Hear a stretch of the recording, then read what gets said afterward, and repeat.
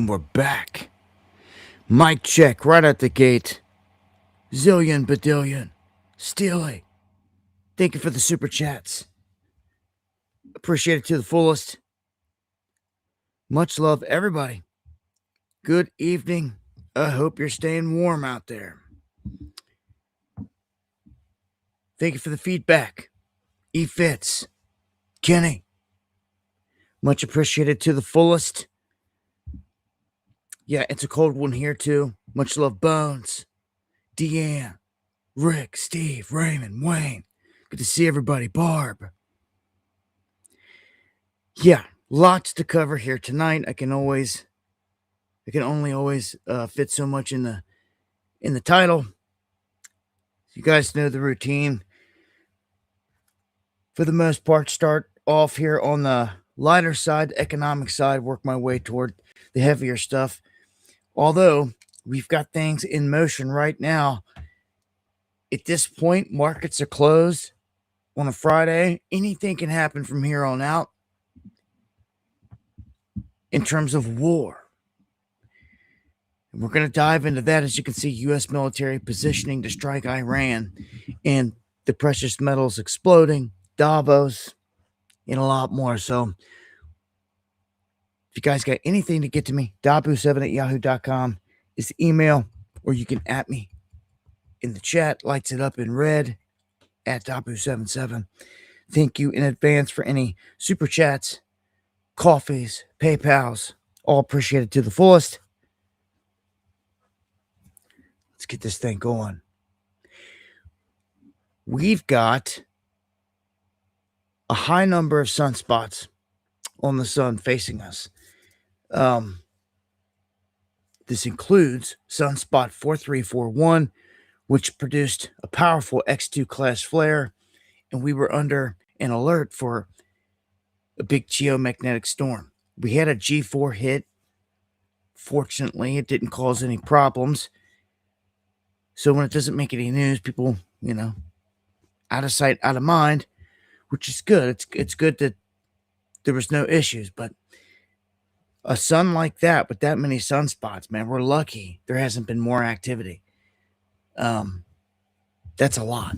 Earth facing, any one of those pops off right now, we could catch a licking from it. Chances are there will be another one here before they all turn off this limb. But we've got another one that looks like actually coming around the far side. You can just see the edges of it right there, and it may be a monster.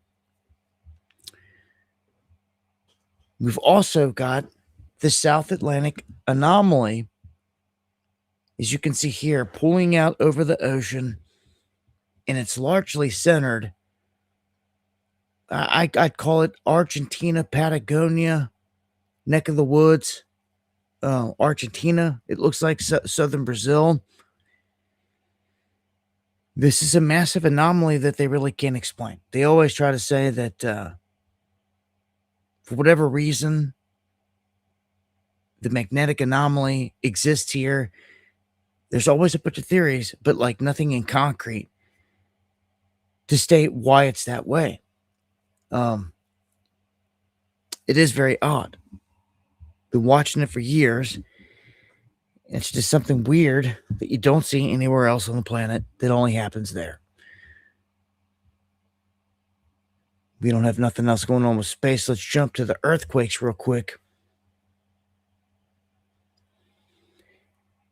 If you guys feel any of this activity, please let me know in the comments section. I try to drop videos on this. Let me know here during the live. Thank you, John, for letting me know what was going on. Your neck of the woods here, Indio, where we had multiple quakes pop off. We had a big one pop off on the south side of Indio here. And then we have a swarm you can still see on the north side. So the big one fell off the map. It was somewhere right around here. The swarm right around here. And like right where the road runs down, right here, the fault line runs. You actually have two of them. You have the northern part and the southern part of the San Andreas fault line, and they come together right here around Indio. This is what makes this whole Coachella Valley dangerous, because this is where, if you go looking at history, this is where it's been hit many times. And again, it's right up from the Salton Sea. So I see an earthquake watch guy say that he's got like a 90% chance of a big quake hitting in this region here over the weekend. We'll see if he's right. Only time will tell. The best thing that you can do is just kind of keep an eye on things. And it's kind of what I try to do. I look at this map like religiously. It's like a part of a daily routine, has been for years. Let's go up here. We've got right off the coast of California an area that I would watch, because you got the Cascadia that runs up right here off the coastline. And then you've got a big Z, a zig, in the Juan de Fuca plate that runs through this area up here. And it can generate some quakes. But then we've also got some quake activity up here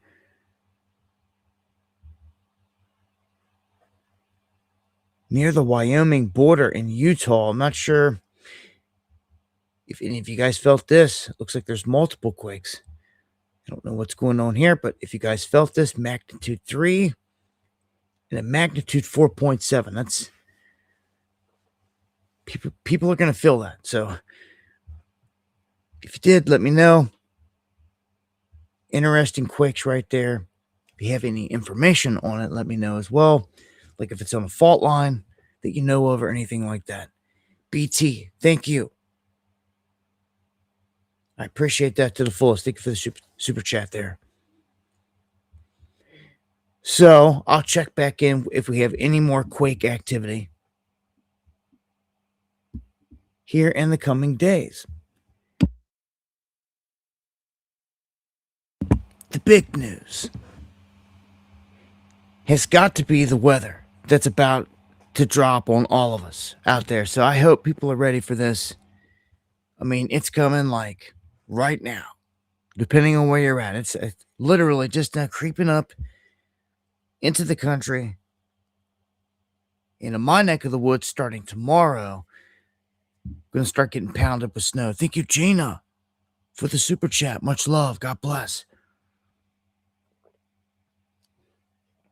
It says if you're younger than 40 years old, then you may be experiencing the worst winter weather of your lifetime, depending on where you're at. And it's going to put it to the test over the next 10 to 14 days. That's what they're saying. This is dangerous. Historic.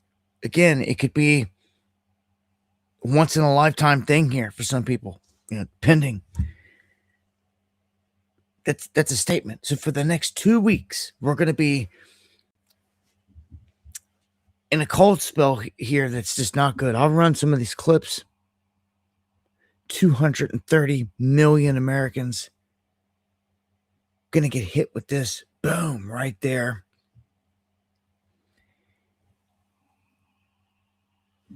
What do we got there?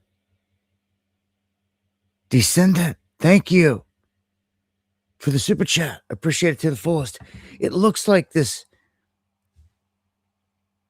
I mean, it just pulls up off the ocean. And of course, it's a perfect combination here of warm, moist air colliding with this Arctic air. And man, it's going to cause a mess.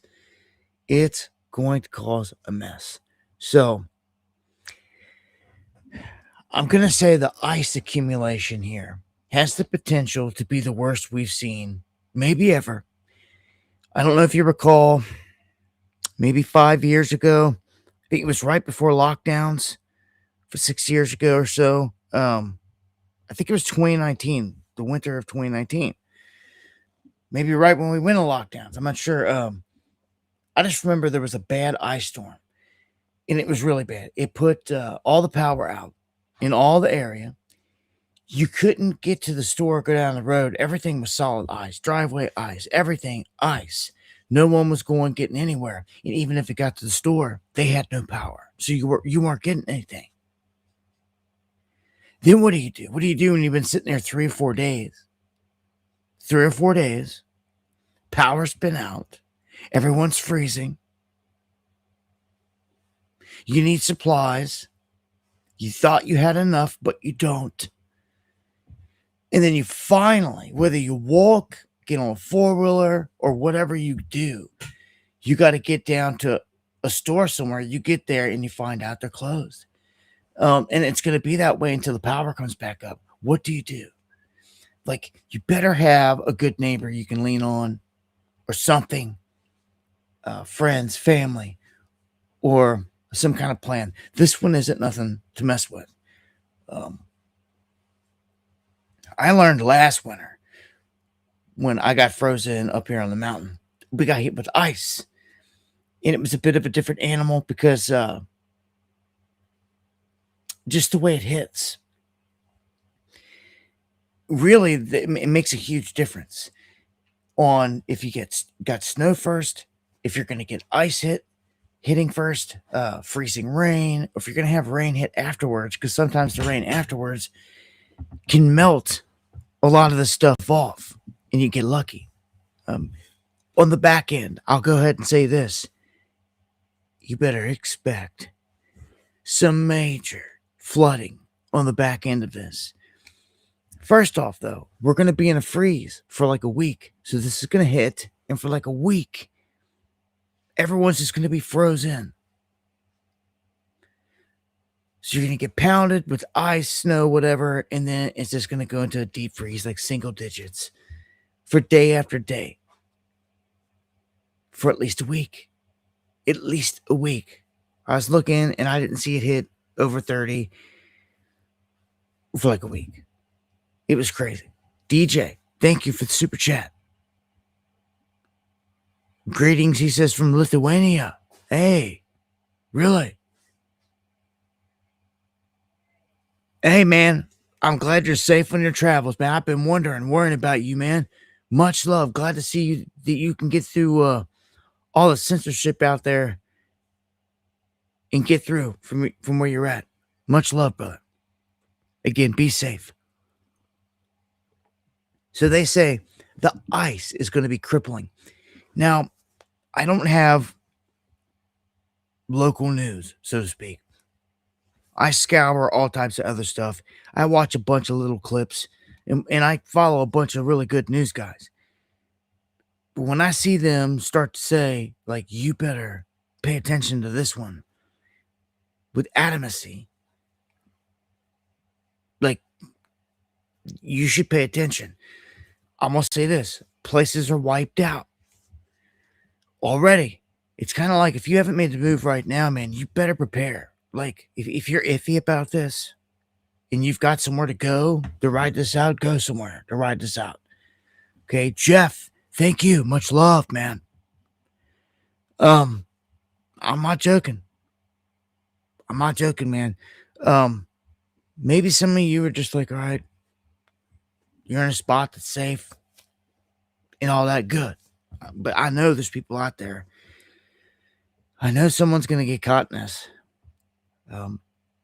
The big thing here is, even though people are like kind of prepared, it's like after a week goes by, say people don't have power for a week. That's bad. This is one of those rare occasions where you can have that happen, where the ice is going to take down power all over the place. It's going to freeze everything over. It's going to be a nightmare. You got to get the salt trucks out first. You got to get them moving. They got to be in coordination with all the electric trucks. I seen today, and I was in different areas, I seen electric trucks sprawled out.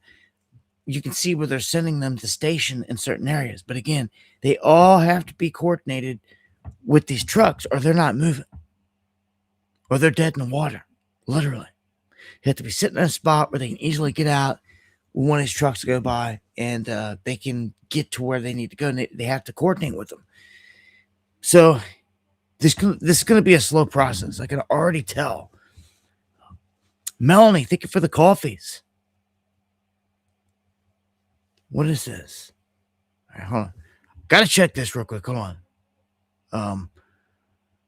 Oh, okay. Okay.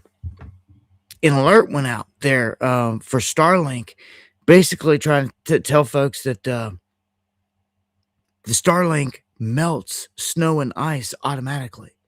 That's a key feature, man. So you don't have to worry about it.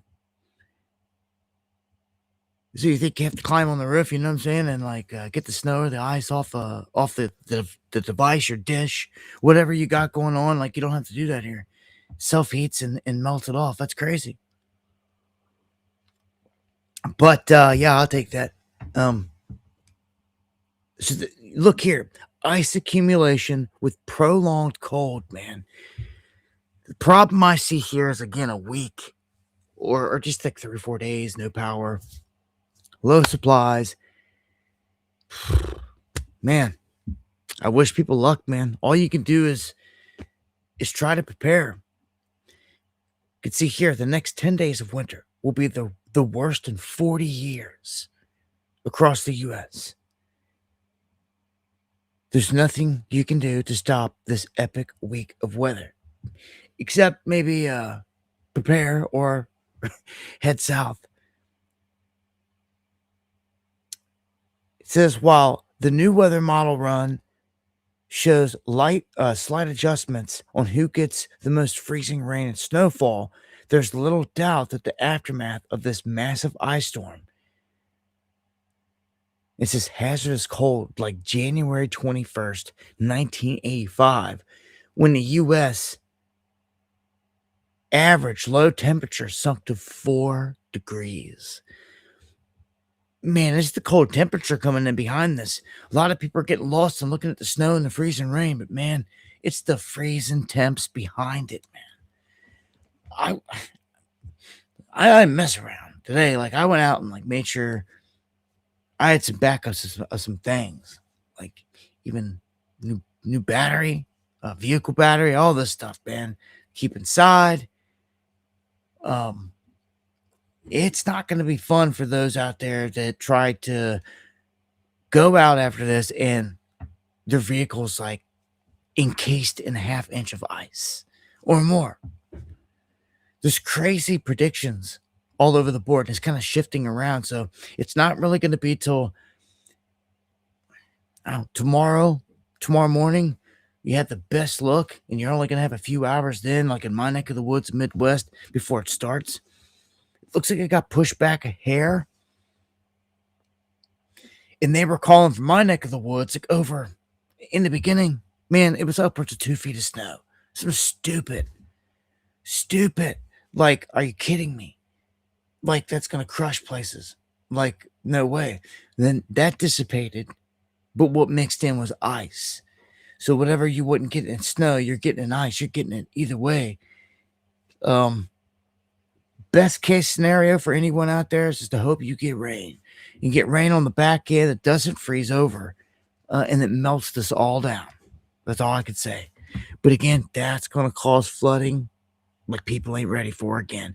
There's going to be compounding issues here back to back.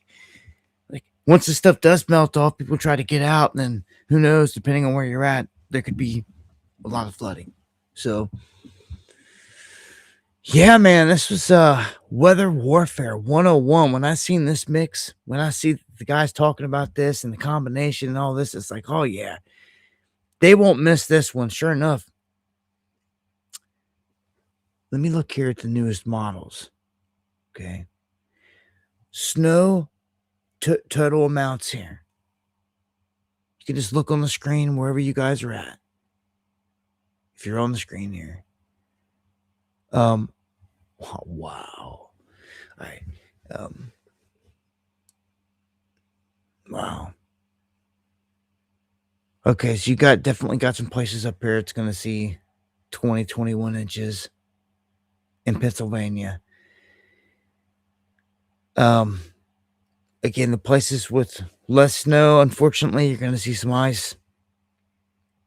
My neck of the woods, down there. I mean, you're talking a foot of snow. Like, still, people are not ready for a foot of snow. All through this entire area, Indiana, Ohio, Kentucky, into Pennsylvania, all that. You're getting like a foot of snow. I hope you're ready, man. Um,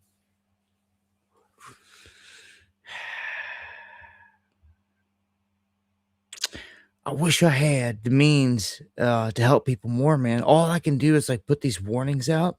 But like when people are like trapped and all and need help, like I wish I could like go help. You need some heavy duty equipment. Disaster's disaster, man. Just sucks. I'm telling you, I can't stress it enough, man. Be ready for this. And I hate seeing stuff like this. The winter storm now threatens Appalachian natural gas with freeze-offs as data center demand tightens the grid. This is garbage. This is garbage. People don't even know. They don't even understand until they're left in the dark, until they have no heat. A lot of people depending on the gas, natural gas. And when this gets cut off, or it's in very low supply that's barely trickling in, you see, they could do to these lines, these gas lines, the same way they do to anything else. They can cut it down and trickle feed, and there's not much you're gonna do about it at all. Just like if the electric company wants to do like rolling brownouts or blackouts or whatever, like there's nothing you're gonna do about it unless you're off grid. You don't have to worry about none of this. But you have to take care of it all yourself. See, with the grid, man, everybody's just accustomed to having all this stuff that's there. Man, you're gonna have to start not depending on that because they're about to pull the rug out from everybody. Remember, and thank you, Kathy, for the coffees. Much love. God bless. Remember, I was talking about the last ice storm. It was bad. The only reason people in my state survived is because they left some of the coal plants up and going. And Biden, whoever back in, they came down hard on all that stuff.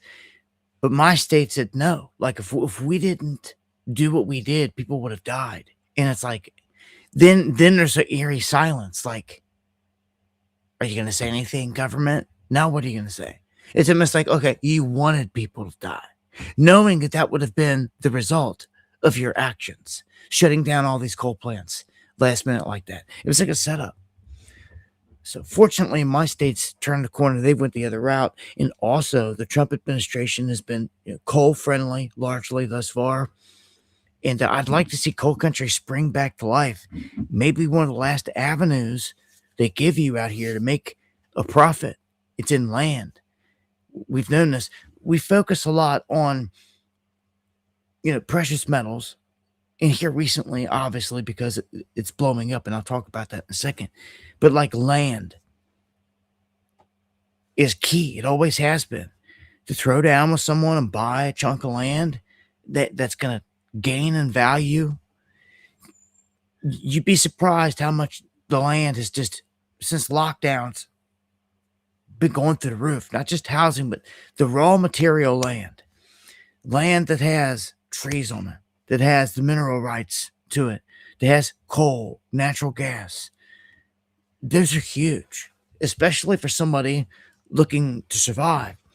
Like, if you're wanting to go out and like take this very serious and like you want to find a place where you're going to survive, like off grid, literally, in a worst case scenario, you definitely want to have a place where God has supplied you with plentiful resources. Okay. Like I said, with the trees, because you're going to have to cut trees down to heat your home in the winter. Okay. You're also going to have to replenish.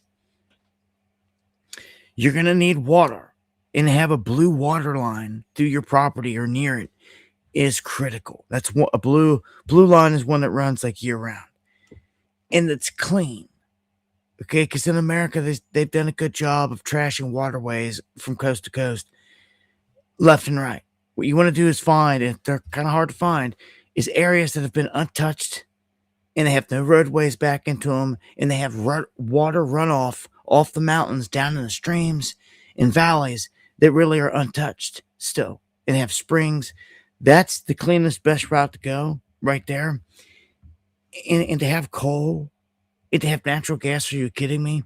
Like out here in Appalachia, in these mountains, you'll drive by someone's house, and yeah, people have tanks out there. Well, they'll have propane come and get filled up, and the people run off natural gas. But you'll see huge mounds of coal where people mix in burning coal with their wood because it lasts longer. I personally don't do that. I mean, it all comes down to every family's different. But these are things that you do off grid. Like every summer, you're going to be chopping wood just to make it through the winter. Like right now, like I had no clue over the summer. Well, everyone else out they were boating and they were going on vacation. I was out here with my man Moses, the God sent me out here to help her. Without him, I'd have been double Dutch screwed. We out here chopping wood all summer just to get ready for all this. Just because I had this feeling. I had the feeling because we got frozen last year, and I learned my lesson. It was like, okay, but this is off grid life, and it's one or the other. But at least I know they can't cut me off. You know what I'm saying? We're on solar, all this stuff out here, like they can't cut me off. They ain't got a smart meter on me. Ain't got bills through the roof on it. Catch your own water, clean it, filter it. You don't have to worry about none of this crap. You just have to take care of yourself. Again, so many people out there, somebody thinks they're a man, or you think you survive. Just spend a weekend out in the wilderness just to get a taste of it and what you got to do, let alone a life living. Some people just ain't ready because they're so accustomed to everything just being there, just walking in the door, the heat being on, taking everything for granted. When it's all shut off, when the power shut off, the internet's off, heat's off, and all that, it's bad news, man. Single digits coming, guys. Freeze-offs. They should be illegal. There should be emergency stockpiles. It should not be allowed. Like, it just shouldn't be. There should not be, in this day and age, any excuse for anything like this to happen where people die because they're freezing to death. Gas companies think, oh yeah, we're having a freeze off today. Sorry, guys. It's just like the electric company saying you got rolling blackouts or brownouts. The same thing. It's a trickle effect, and it should not be allowed. Man, there is law. I know this. It used to be this way, at least some years ago, that in the winter, an electric company cannot come out and shut off your electric. It was illegal. At least in Kentucky it was years ago.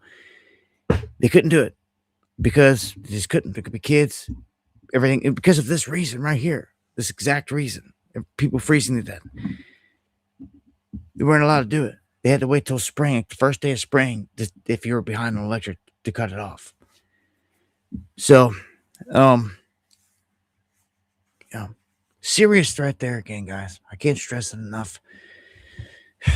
Because look, even though I'm gonna drop videos over the weekend and updates on what's going on, I'm not scheduled to be live again until Monday. And people could be without power at that point, and it had been without power for like a day or so. And you may not hear my voice again. Some of you, till I don't know when. I know a lot of people are out right now, last minute, trying to get stuff right now. I know this because I see it on social media. I see shelves are wiped out in stores all over the place. All over the place. This is what happens when a foot of snow is coming in or more. Again, good luck. If you guys need me for anything, I'm here. Dabu7. I don't know what I could do. Swear I wish I had a helicopter. I had all these other tools because I'd put them to use. I'd be out rescuing people, man. I mean, straight up, man. It's just calling. Like when it floods around here, I wish I had an Argo. If I had the money, it's one thing I'd have. Argo is like a four-wheeler with 6 wheels that floats in the water. And in these massive, crazy flood situations, people are missing, swept away, or stranded out, hanging onto a tree. You can go out, you can rescue people with it. And these things come in key. All right, shifting gears. Let's jump into financials here. 25% of U.S. colleges may soon close. Now, double-edged sword here. We tell you all the time, it's a trap, it's a scam. But that's sad. It shouldn't be. It should stand for an opportunity, okay, in a righteous world. That's the bad thing about it. So this represents the death of this country, like through and through. Like there's no opportunity then. Even though we know a majority of it is a scam with the student loan thing and that you're not going to get a job, especially right now. Walking into AI, I can't imagine. This next generation is competing with robots and AI, something none of us ever had to do. Even those that are still out there in the workforce, like it begins. It's crazy. I've given the examples, man. Hundreds of people wiped out of facilities. Hundreds of people wiped down to just 3. It's nuts. It's here. And Trump, I played the clip of Trump, and Trump like, oh, it's fantastic and it's amazing and all this. It's like, what's amazing about it? Because the guy's like, we got 5,000 job openings that need filled here. And Trump's like, robots are coming, AI, and they're going to help. It's going to be so amazing. They're going to help. How are they going to help? They're replacing people. I'm so sick of him and his lies and his smoke screen right to your face. That's all any of it is. This isn't political. This is just being flat out honest about all of it. I cover this day in and day out. I watch him and I've watched this clown operate for freaking over a decade at this point. I know how he works. And he's destroying our country. And he's doing it because it is what he says he's destined to do, to reset it. Look, there's no savior, outside of the Most High, Jesus, Yeshua returning here. There's no white knights rolling up to save the day here. There's no one countering Trump, and there's no one taking on the deep state and all that. It's garbage. He's not doing it. He's their chosen one. The whole thing was to get most of these people roosted in to buying into their main man, and the best way to do that was what they did. The man in the mask, Biden, run him as a threat. The other option, and it's an obvious gimme. When Trump's standing for all this stuff over here, so they got the whole herd to go over here. That's what the whole move was about. Then when they got him there, they had him. Had him right. Everyone's over there celebrating and all this, but no. Curtain's about to drop, and you're about to see the fangs are about to come out. You're about to see what these guys are really about. And then, of course, we've seen what's happened since the whole pedo scandal, which I've got updates to here tonight. And you'll never see the major dirt come out on Trump. Although I will say, like, enough is already out there on Trump and others for you to just look and know that they're dirty dogs, man. You can just look at the one clip played over and over of Trump talking to Epstein, where Epstein keels over because Trump whispers something in his ear. Right before that, Trump claps his hands together and he's pointing at a woman like, look at that right there. And he's talking sexual, dirty stuff. And it's because that's the kind of sexual, dirty dog he is. It wasn't his life. There ain't no hiding it. And they were all a part of that crap, man. Um, the, the Clintons getting this close, though. We're going to close in on that here in a second as well. But let me finish up here with the economic stuff. Trump saying he's going to send out $2,000 tariff rebate checks. Some people are like, all right, where are they at? Like, some people don't understand, like, why are we getting $2,000 checks? Well, if you've missed it here, your government has made billions, like a ton of money off of these tariffs. And it's tariffs that we, the people, have been paying. And they just don't seem to get it. Even though they're turning around, they're like, look, we're going to give you a $2,000 check because you're getting screwed so bad. And they're still like, yeah. That's what these tariff checks are, just to shut people up. But people really aren't bitching at this point about it. People are just kind of baffled. I swear I've never seen people so in a daze or afraid to say something in my life. There's no protests. There's no nothing. It's crazy. So $2,000 checks. I'm sure people are hurting out there. They're going to be like, the heck with it. I need it. But that sucks because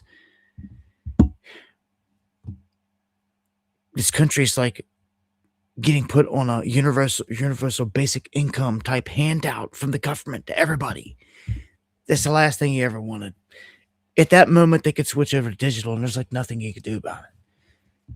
They'd be like, oh, you still want money? No, just here. You got to switch over to digital. And like everyone will just do it because they won't even ask a question. They'll just be like, download this new wallet. They don't even have to make it dramatic. All they got to do is be like, here. They could even give you a bonus. Be like, just download this new digital wallet. We'll give you a $10 bonus. Boom. All the suckers out there will do it in a heartbeat. Any moment now, it's going to happen. So, Trump, and listen, I don't know if you guys know who Judge Napolitano is. You should look him up. I respect him. I've caught dropping truth bombs in places he shouldn't. He was on Fox News at one point, and they cut him right after he ran a piece where the feds create events just to foil them, to get credit for them, dozens of them. And I was like, man, you're the shit. Like, you're awesome. You're honest, Judge. I was like, you're a judge. I was like, you don't find that too often. So he laid it all out there. So he was out there with the guy here recently talking about Iran, and they were talking about these tariffs and the whole nine. And he's like, essentially, he's using this as a weapon out there. And the United States people don't even understand largely that they're paying for it. And he couldn't understand either how it's happening. Like, I tell you, it's black magic because that's what it is. They're in such a trance. But while they're caught up, the rest of the world is moving. The markets are affected. Let me tell you, silver and gold are not playing around. Look, today is a bit of a victory. What? Gold? Gold didn't even shift there. You see that? Look, I clicked on gold, didn't even get a refresh. All right. Today is going to go down in the history books as a huge day. It's a benchmark day. It's a day that we're going to look back on and say, okay, January 23rd, 2026 was a huge, huge day for precious metals. It was a record day. And it's a day that just shows where we're going. Gold, 4,999 right now. Eclipsed 5. So we were over 5. Gold over 5K for the first time in history. It's no joke. Okay? What do we have here? Silver at 103.91. And they're frozen right now. It's funny. I've seen some guys out there that are jumping on the bandwagon last minute out there, trying to be like, oh, I was buying at 60.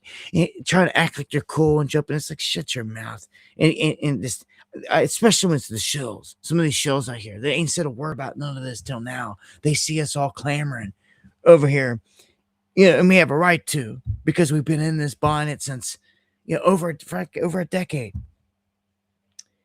They're like, the market's froze, something's going on, and the banksters are gonna dump it here within the hour. I'm like, you're gonna dump it within the hour? Like, what do you mean? Like, well, I guess they just didn't understand that, sometimes, on the weekend especially, that the markets will close. But they were saying that they were going to dump it within an hour, and I'm like, where are you getting this information? And I never could find out where it was coming from, or if it's just speculation. Obviously, nothing's dumped, but I will say this: when these markets open back up, do you see this? Look at this. 103.91. Let me back it up. Let me back this up just a second. This was just not even like a week or so ago. Like, we were at like $70, $80. Orders are being made. I'm gonna tell you right now that silver that I snatched up, just a few pieces, it like 80, still hasn't shipped. Still hasn't shipped. Was supposed to ship on the 16th. I believe I purchased on the 4th. Just a few pieces in the 80 range. And haven't even received them yet. And this is at over $100. Are you kidding me? Like, Kento, much love. Man, people are freaking out there because they can't get their hands on it. But, like, I will say this: I expect a pullback. But here's the thing. Here's the thing. I told you before. When you get to these round numbers, let me go over here and look at platinum and palladium just real quick, because, ooh, wow, interesting. So palladium just cracked 2,000, which is a round number. Silver just broke 100, and gold 5,000. So 5,000 and 100, and even 2,000. That's crazy. That they all rolled past. 3 of them rolled past big round numbers. This is important. Much love, Silver Sailor out there. Thank you for gifting the membership. Whoever got it, welcome to the underground. Look at that. They stopped this. I mean, literally like 5,000. They're like, they're holding a wall at 5,000. Because when gold breaks this wall at 5,000 that they're trying to hold, it's going to go into what's called discovery mode. Okay? Some can argue that it's already there, but obviously it's being manipulated. It's being stopped. Like dead. I mean, look, that's a wall. If you've ever seen one right there, bouncing off 5,000 right there. They wouldn't let it run up past it. Hold it 4,999,999 up, barely hitting 5. Like, they're holding it. And Monday morning, this thing could explode. Or Sunday evening, 6 o'clock Eastern time. That's when the market opens back up. For those that don't know, 6 p.m. Eastern, Sunday. You will witness one of two things. This is going to explode, and I mean explode. It'll probably run at least 100 easy to 51, if not higher, on gold, or you're going to see a dump from hell. And I find it hard to believe it's going to be a dump from hell, because we haven't even started dropping bombs yet. Okay? I think when the bombs start dropping, this thing is going to run. Check this out. Silver. I told you, when you hit 100, what did I tell you? I'm on record, saying these things, man. It's going to hit 100. It's going to go into discovery mode. It's probably going to run up to 110 at least. All right, dude, we're at like 104 the day of. Are you kidding me? The only thing that stopped this thing was the market closed. Are you kidding me? Like, like, this is nuts. I wouldn't doubt it one bit if this thing opens up Monday morning and it clips 110 first thing out the gate, especially if gold explodes, because gold is the driver. If gold lifts, silver is going to go bananas.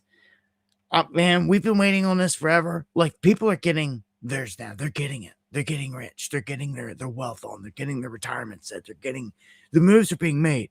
Other people are out there getting jealous and envious. Man, shame on you. It's garbage.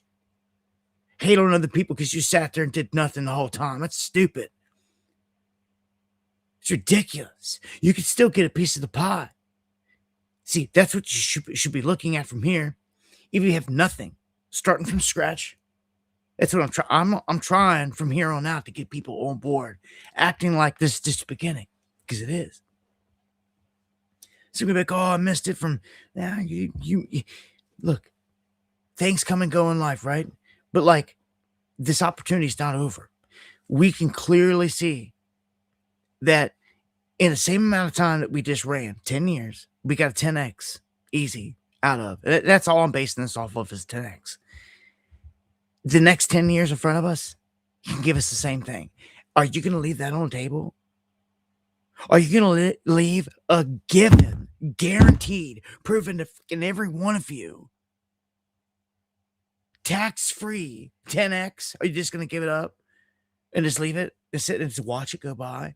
I mean, it'd be the stupidest thing in the world, because there's nothing else out there they're giving you tax-free. You got to be in the right area and right setup just for it. But $1,000, that's the goal. Still the goal. It's going to stay the goal. So if you're missing out right now and you're like, man, I don't have the money, I really wouldn't fret, because at some point it's got to pull back. Okay. Here's what I say. This is what I'm hoping for, right? I'm hoping that we don't go into World War III. That this, whatever they're going to do with Iran and these strikes, they do it and they get it over with quick. It's not long and drawn out, because as soon as it's done, the market should peel back. Whenever they're screaming peace, peace, and all this stuff, the markets will peel back. It'll open up a window. You say it drops back down 90, 80 bucks, something. Like, I jump on that all day. Like, that's your window. That's your window right there. If that happens, I don't even know if that'll happen. This thing could run to 120 and keep going, because people were waiting at 60. Like, I'm gonna wait for a pullback. It's 70. I'm gonna wait for a pullback. 80. I'm gonna wait for a pullback. They ain't get the pullback. Like, we're at 100 and crush it. Like, may not get the pullback. That's why you got to average in. Again, Sunday evening when the markets open back up. Strap a rocket on silver, man. All over on poly market. Look, I'm gonna give you guys some. Look, man, this gimmies, man. I'm giving you guys like easy money. Like I have, like I've given these calls out. I'm gonna give you. Uh-oh.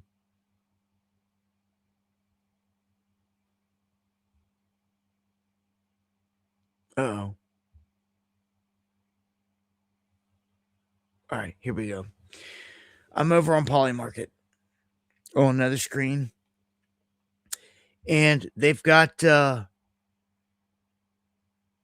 If you just go over to Poly Market, you type in silver, it asks where silver is going to hit by the end of January. Okay, you have got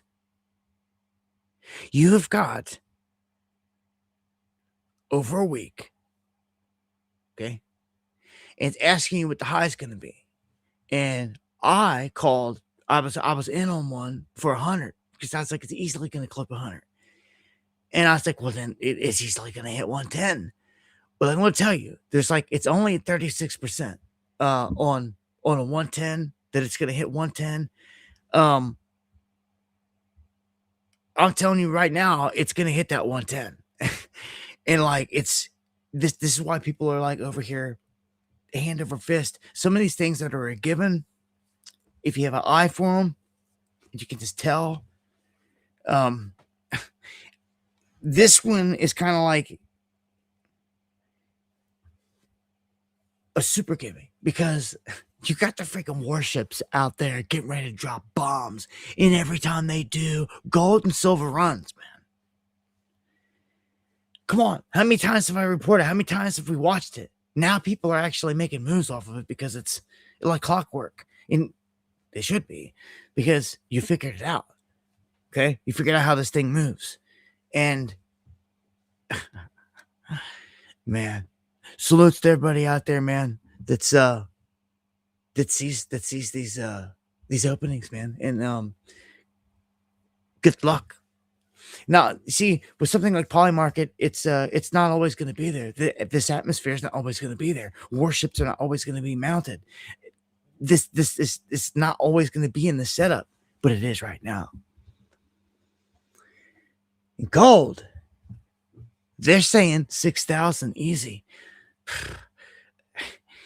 I can't wait till Sunday, because they said that this whole thing is just going to go bananas, and I believe it. When bombs drop, bombs could drop all weekend, man, and that's the weird thing, man. What if they drop bombs and like we're done by the time the market opened back up? And that would be weird. Would it even affect the market? That they would have to do a quick. They'd have to take out like the Ayatollah in a decapitation strike quick or something. All right, we're gonna move out of this. We're gonna move on to humanoid robots. They're making commercial deployment, meaning they're gonna be replacing us big time all over the place.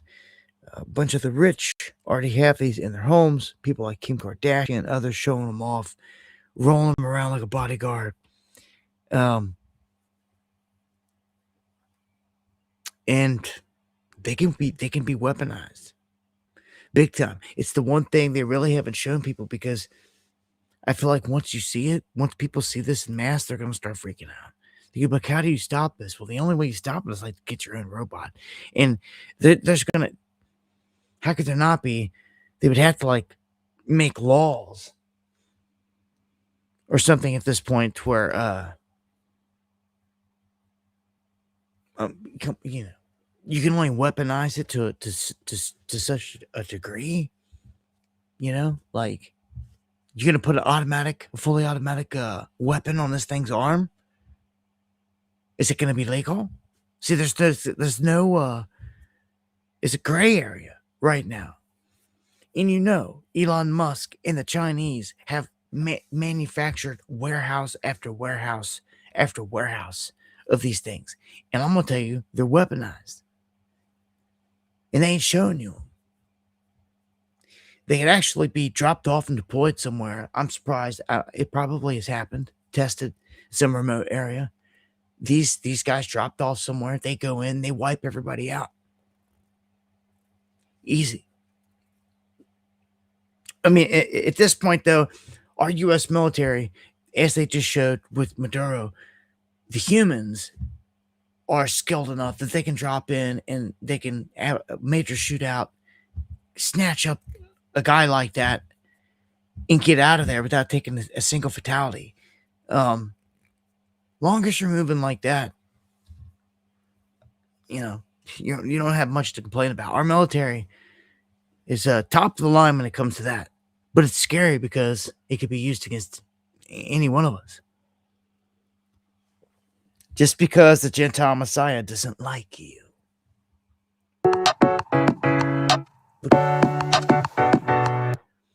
Look at the movement of this thing.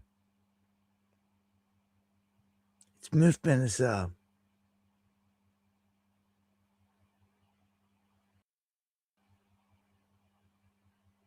it's so human-like. It's surreal, man. Again, these things weaponized, super scary.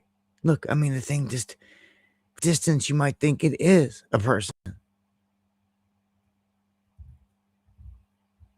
mean, yeah, this is all a freaking robot right here, man. Cleaning everything. Look at this. Showing it getting up in like hard to reach spots here, getting on its knees, cleaning, scrubbing everything here. Like, this is crazy, man.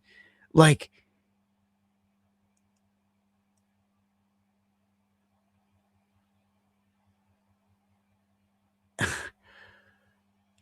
Well, this is what the rich are doing.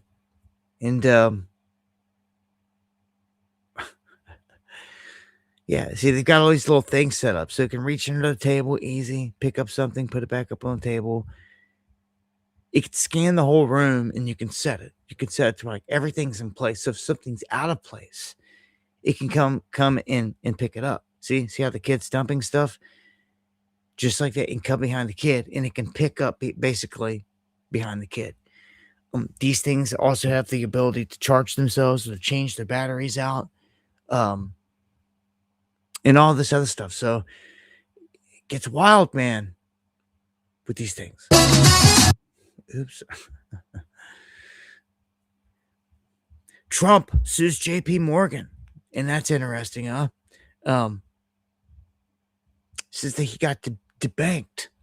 Well, who else out there has been debanked? Let me know in the chat. If you've been debanked by a big bank for anything, for any reason, let me know what bank and for what the reason was. So he's suing them for $5 billion. And thank you, Kimmy, for the coffee. Wraps are ready. And I don't know if you're flying. I know a lot of people out there kind of freaked out to fly these days, but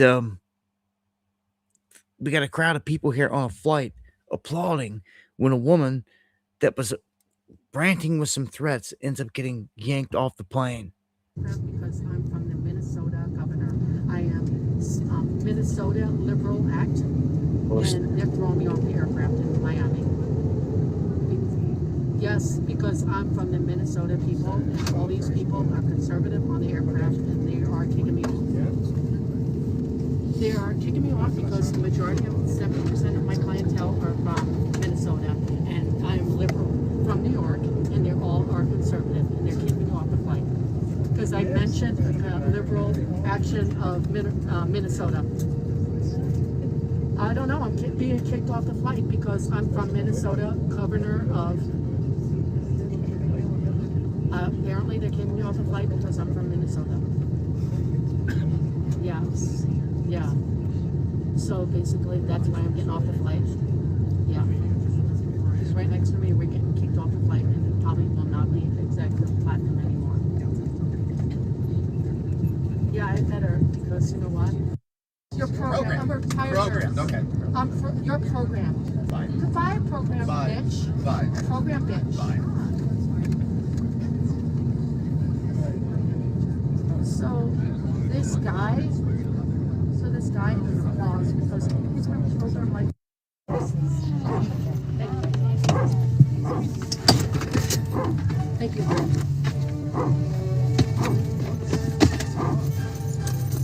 Thank you. I'm sorry about the noise. See how you doing? Bye. Start a little quiet.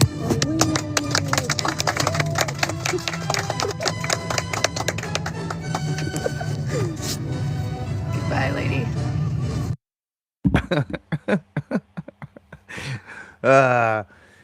The politics, man. Can't you just leave them at home sometimes? Like, just sit on a plane and shut your mouth. Like, just let everybody just be themselves. To me, a flight's gonna be stressful enough. Like, last thing I need is like your political crap. I don't care what it's from. I don't care what side. I don't care. Like, there needs to be political free zones, because it's infested everything and it's divided everyone. So it sets the stage for a fight, like all over the place. At least we see through it. We can see it for what it is, right? So we've got a California man arrested for stealing $23 million in taxpayer money from a program intended to combat homelessness. And this reminds me of Gavin Newsom and his wife that were busted basically taking money for fire victims, raising money, taking donations, and they've yet to prove or show that they've sent any of the donation money to the victims. You got victims on the ground like we haven't received a dime, and yet you've got Newsom's wife as the board, one of the main people at one of these places that took in a ton of money. And so it's like, okay, when is the help going to arrive? You guys just going to sit there on the money? Like, but yeah, that's what Newsom does, and they're apparently getting away with it. But this guy busted people out there with the scams left and right. And I wanted to point this out. Billionaire sports mogul here, Stan Kroenke. Was it Kroenke? Kroenke. It's a weird last name. He's a sports magnate who owns the NFL's LA Rams. They get a good shot here going to, I think, the Super Bowl. Interesting. He has quietly ascended to the top of America's private land ownership rankings. He controls more than 2.7 million acres. So he owns more than anyone. This guy right here, a billionaire you may have never even heard of before. Of course, part of the club. There's Napolitano. See, there's Judge Napolitano right here that I was pointing at earlier. Anyhow, on to the next one. We got a man charged in a YouTube threat to kill feds. This is a man from Oklahoma. He's been arrested for allegedly threatening on YouTube to murder federal agents and other individuals. This Taylor Ryan Prickmore, 30, from McLeod. They say on January 17th, the FBI received information from Google regarding several threatening statements made by a YouTube user. The YouTube account holder, alleged to be Prickmore, posted several comments on videos between May 9th of 2025 and January 17th of this year, threatening to kill Immigration and Customs Enforcement, or ICE, agents when he encountered them. They say last week alone, Prickmore allegedly left 8 threatening comments in which he expressed a desire to carry out these murders. So this has got to be the stupidest thing you could ever do, is going on social media this day and age and dropping threats, especially to include anyone, any kind of threat. Like, they're going to jump all over this, man. So again, you might get lucky out there if you let pop off with one comment and you get away with it. Maybe not even this day and age. Like one, threat saying that these guys need to be mass executed or something crazy like that. They're going to be on it. And see, what's wild is, like, AI is watching all this. Again, overseeing all this. So millions of comments every day. It's not people just overseeing all this stuff. You've got AI largely that's in control of a lot of this now. The censorship and it's picking up on these things. So, and it's just the way it is. It's crazy. I seen somebody over on X had Grok expose X. They were like, Grok, tell me why my channel is shadow banned, or what's wrong with it, and ask it a unique set of questions. And Grok came back and was like, look, if you remove this one post and had to do with Israel, you would like increase your engagement like 80% or something stupid. I don't know, something crazy. A bunch of other people were like, what the? And left and right, the same theme kept popping up, that a ton of people were getting basically hidden. And it's probably exactly what's wrong with my account, because they tweeted something on Israel. And that's specifically X there that they were talking about, because Grok was able to analyze it and go through and like see the post and and do it in lightning speed, and then come back and be like, yeah, you might want to remove this post. But it's like, you have to censor then. Okay?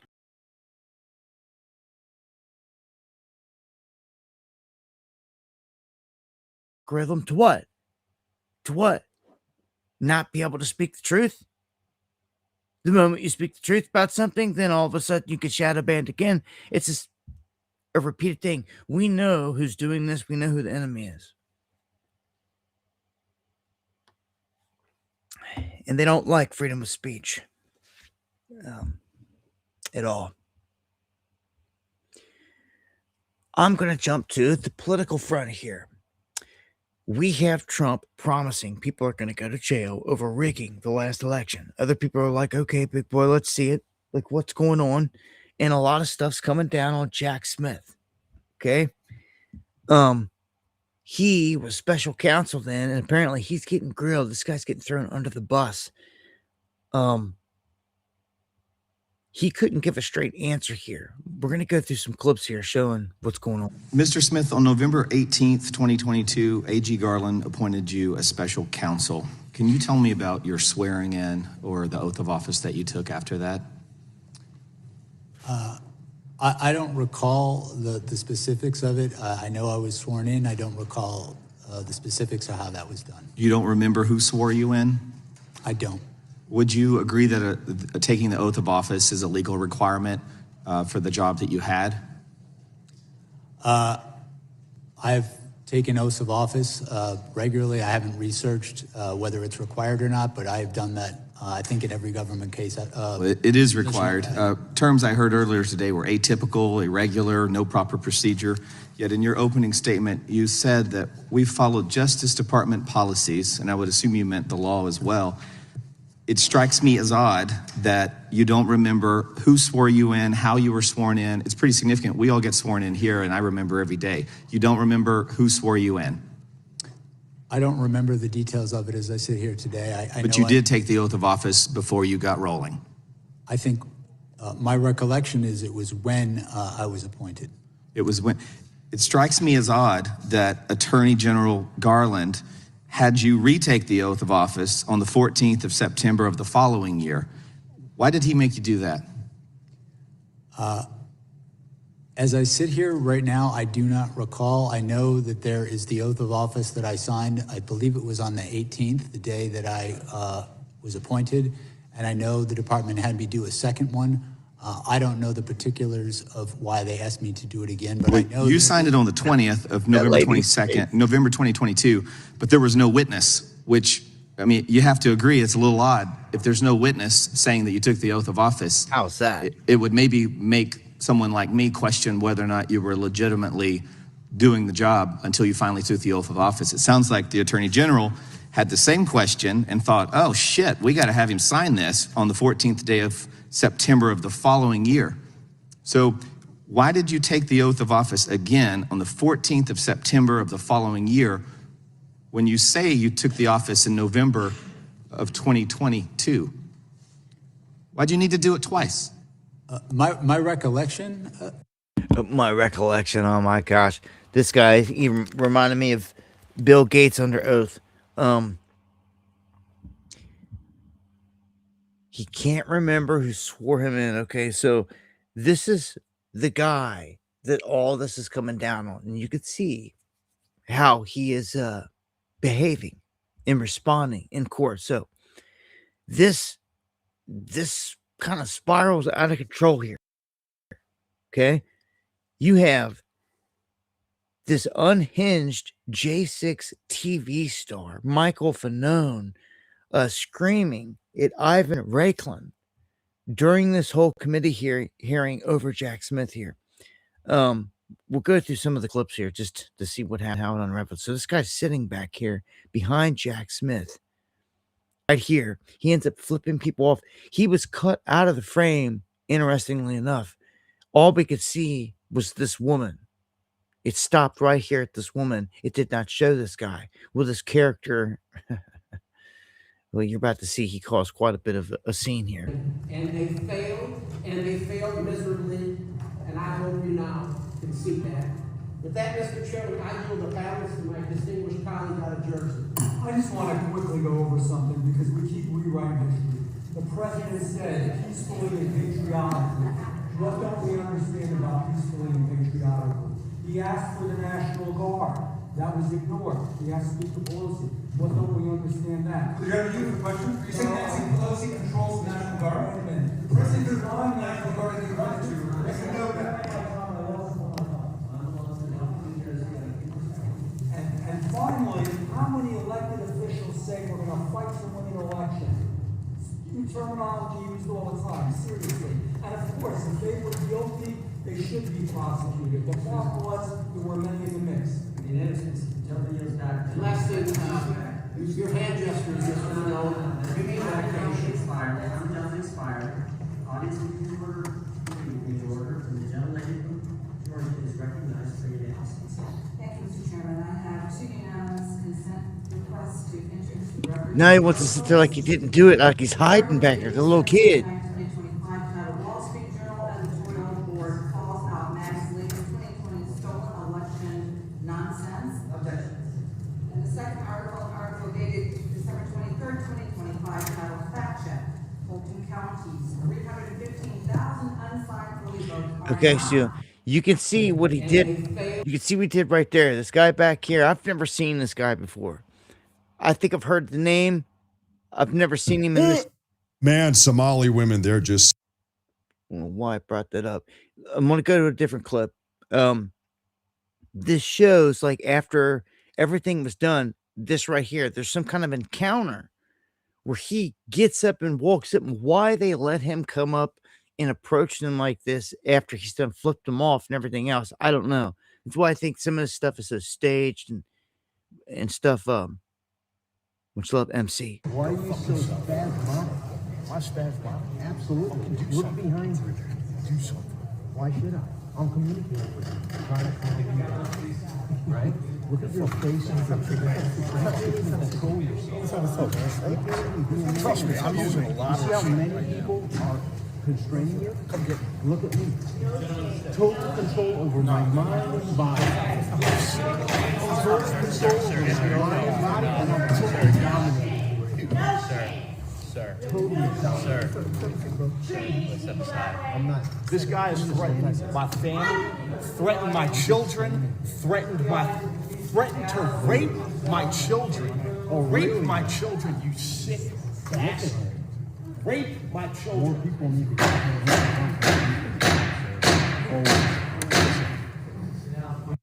Why are you so? Now I don't know the back end of this. I wanna see proof of that. Like, yes, we are scaling them. Like they're in a congressional room. Like I'm bringing down the gavel and like I'm getting to the bottom of the situation right there. If dude wants to make such an accusation like that, and he wanted to lift his hand and give a gesture like that, I'm calling him out, and we're finding out what's going on. If he wants to say something like this, like what proof does he have that this guy threatened to rape his children and all this other stuff? Is it posts? Is it something like that? If so, then why isn't it handed over to law enforcement to be investigated? Let's see the proof and evidence. Or are you just talking crap? Why would he be in there just talking crap? I'm wondering, for nothing, unless he's just like trying to get his face out there or cause a scene. I don't know, man. Those threats, I just want to see proof. It's kind of weird. So you've seen the situation that happened there. Then we have Troy Nels going off on Jack Smith over this whole thing. On his response to this. Thank you, Mr. Chairman. Mr. Smith, I'll just cut right to the chase here. Your investigation and attempted prosecution of President Trump, it wasn't about justice. It was about politics. Politics. From day one, under the Biden-Harris DOJ, you weaponized the law to go after their top political opponent. You push flawed legal theories, and even the far left Washington Post called you out. They called you out, sir, for violating the First Amendment. You tried to criminalize political speech, slap unlawful gag orders on a presidential candidate, and spy on Republican members of Congress in violation of the speech or debate clause, including the sitting Speaker of the House. Mr. Smith, you mishandled documents, pressured defense lawyers, and dumped a massive trove of so-called evidence right before the election, and you did it to sway voters. That's why you did it. And don't get me started on that raid at Mar-a-Lago or your unconstitutional appointment, which a federal judge in Florida rightly tossed out. A very bad day for you. This wasn't, Mr. Smith, about upholding the law. It was about tearing down President Trump and anyone close to him. You even tried to ram through a politically motivated final report after your cases collapsed, including the Presidential Transition Act and basic fairness. But here's the good part, America, here's the good part. The American people saw right through it. They rejected, sir, your witch hunt loud and clear in November, handing President Trump a commanding victory. The voters spoke loud and clear. They wanted an end to the weaponization of our justice system. In your opening statement, you spoke about proof of beyond a reasonable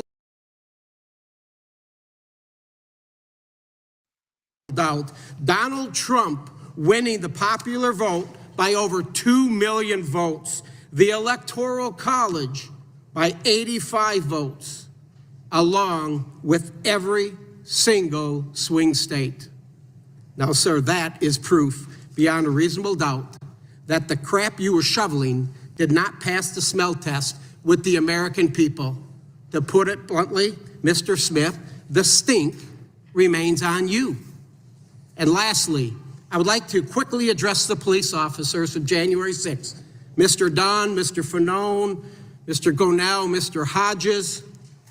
I'm a member of the new select committee to actually examine what happened that day. And I can tell you, gentlemen, that the fault does not lie with Donald Trump.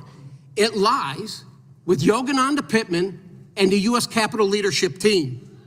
We know they had the intelligence, and there was going to be a high propensity for violence that day. Claim my time, yeah. You will be in order. The time belongs to the gentleman from Texas.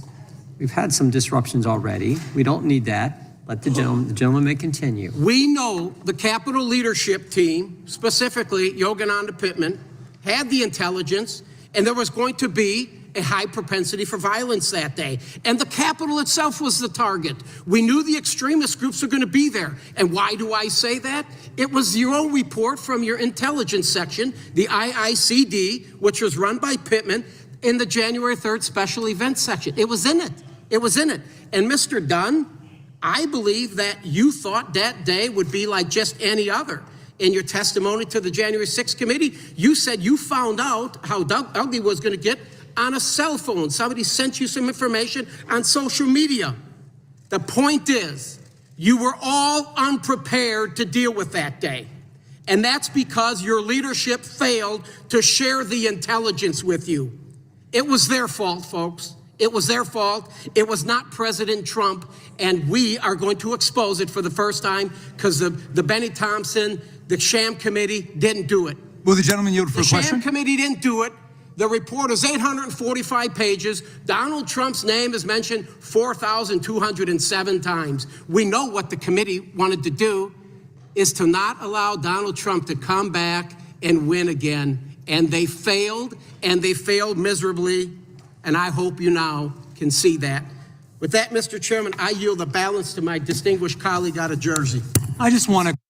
So you can, I think that argument right there lays it out best. I think he, they're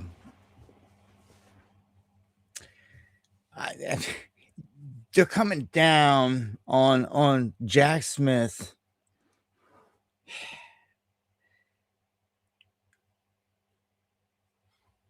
And it's almost like deflection.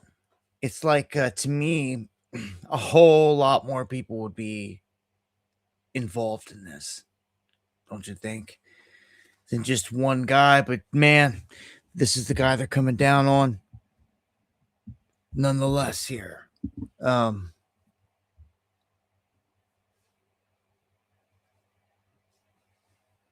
On to this next one. We've got a magistrate judge ordering the release of the guy that I reported was arrested. This guy, remember, he popped off at the mouth and was like, F you, Pam Bondi. If you want me, come get me. They went and got him and arrested him. Well, now some judge is saying that you got to release him. So it gets political. It was political. So it goes to another level. This guy's now being used as a pawn, a tool, so to speak, by the left, it seems. Silver, thank you for that super chat that just fell off. Just seen that. And thank you for the coffees, brother Kev Bar. Much love right back, bro. Appreciate it to the fullest. I didn't get a chance to cover this on one of the other streams, but the whole thing with Don Lemon storming the churches, some are saying that he should have been charged. And they're saying that a corrupt judge rejects the DOJ's charge against him. I'll play a piece here. Well, no, maybe I won't if it's going to go there. Let's play the main piece here. Things whether you want to, whatever. None of this is about justice. Whatever. This dude, if you miss it, they stormed this church, and it all seems staged. It all seems staged and distraction, like a lot bigger stories and other things going on. So I'm pushing on. We have a deranged Arizona attorney general threatening ICE. She is encouraging leftists to shoot and kill agents. She says, we have a stand your ground law. You can defend yourself with lethal force.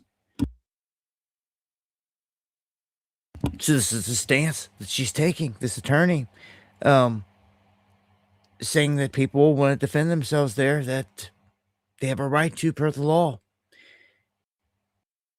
Democratic Attorney General Chris Mays has a message for ICE. We are watching you.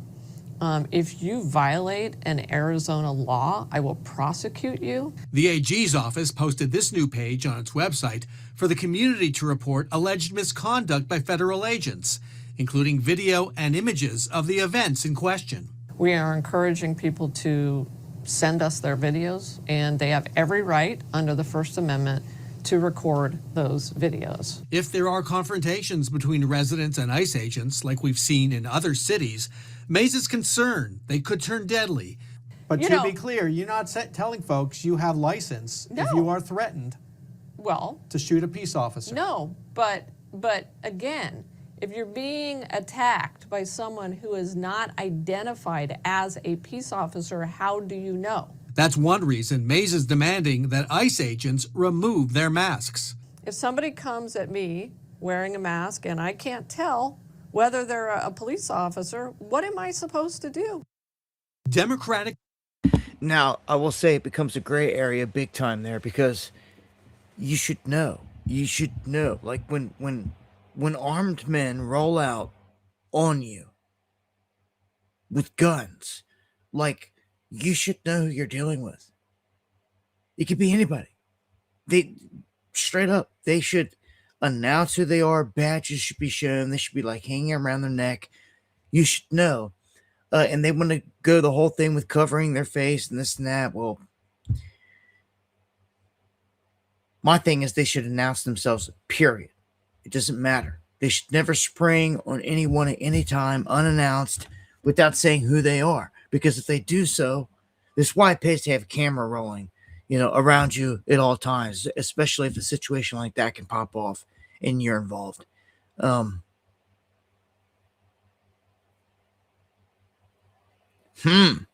Yeah.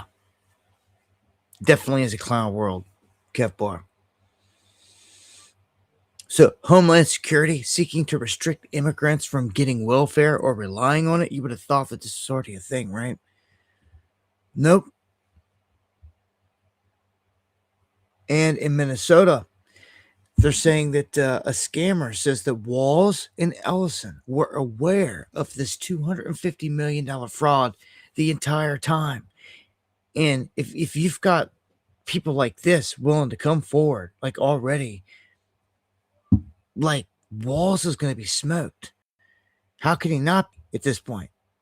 Like, if he's tied in that deep and you've got people already coming out, he could be another one thrown under the bus, it seems. To Fox News from behind bars. Now, she believes that the scam was no surprise to local Democratic leaders, and she's naming names. She spoke to Alexis McAdams. Hi, Alexis. Hey, Dana. Yeah, so everywhere you look in the state of Minnesota, right, there seems to be another fraud scam. So this one involves Amy Bach. She's a Minnesota woman convicted of fraud for taking taxpayer money that was meant to feed hungry kids. But listen to this. Bach tells me the real issue here is the state of Minnesota, which she says kept giving scammers your taxpayer money even after they were flagged as fraudsters. I have to believe that the governor's office and Keith Ellison's office were aware of this. They've said they were involved in helping the FBI. They've said they were made aware, but apparently I'm scary, so they couldn't do anything. So Bach ran this nonprofit called Feeding Our Future. You might have heard of it. It was one of dozens convicted in this $250 million scam. You can see her mugshot there. Prosecutors say this group set up sham restaurants. They pretended they were making these meals. They got paid by the state for those meals, but they just pocketed the cash. Bach, who's looking at 30 years behind bars, tells me the state signed off on those businesses, not her. It all went through a process. They were all approved. They were all paid by the state, yet all the fingers are being pointed at me. And it's not just Bach. Whistleblowers told a congressional committee Minnesota Governor Tim Walz and Attorney General Keith Ellison there ignored warnings for years as millions of dollars and millions were stolen on their watch. Congress is investigating a long list of massive fraud schemes in the state. It's hard to keep up. Prosecutors say it's led to at least $9 billion in fraud, Dana, and counting. Congress also asking why the Attorney General there would meet with a group of Somali fraudsters, which were under FBI investigation in 2021. The group can be heard in an audio clip given to us by Bach's lawyer offering to donate to his campaign if he can help them get their funding flowing again. Ellison denies any wrongdoing here. He slammed Bach in a statement to Fox. He's busted. Ellison's busted. And these guys are going down. They've got them here with this whole thing. Again, this seems to me to be way bigger than a couple guys. So, will these low-level guys get thrown under the bus on this and the rest of the people walk? Probably. It seems like that's what's going around at the gate. And again, when they've got fraudsters that are coming out saying, look, the state enabled us. They allowed this. Like, they knew about every bit of this. Like, if they didn't, it wouldn't have even happened. So, which are very valid points. Walls, man, they're going to be coming for him. His days are numbered. And again, if you've got somewhere like this in your neck of the woods, pay attention. When you're downtown, or maybe you're just curious, maybe you could Google right now tonight. You could be like daycare centers in downtown, whatever your town is, like city. And like, if you find a cluster in like one area or something crazy like that, it's worth looking into. If you go down, show up, and like it looks like an empty building, well, chances are there's some major fraud going on.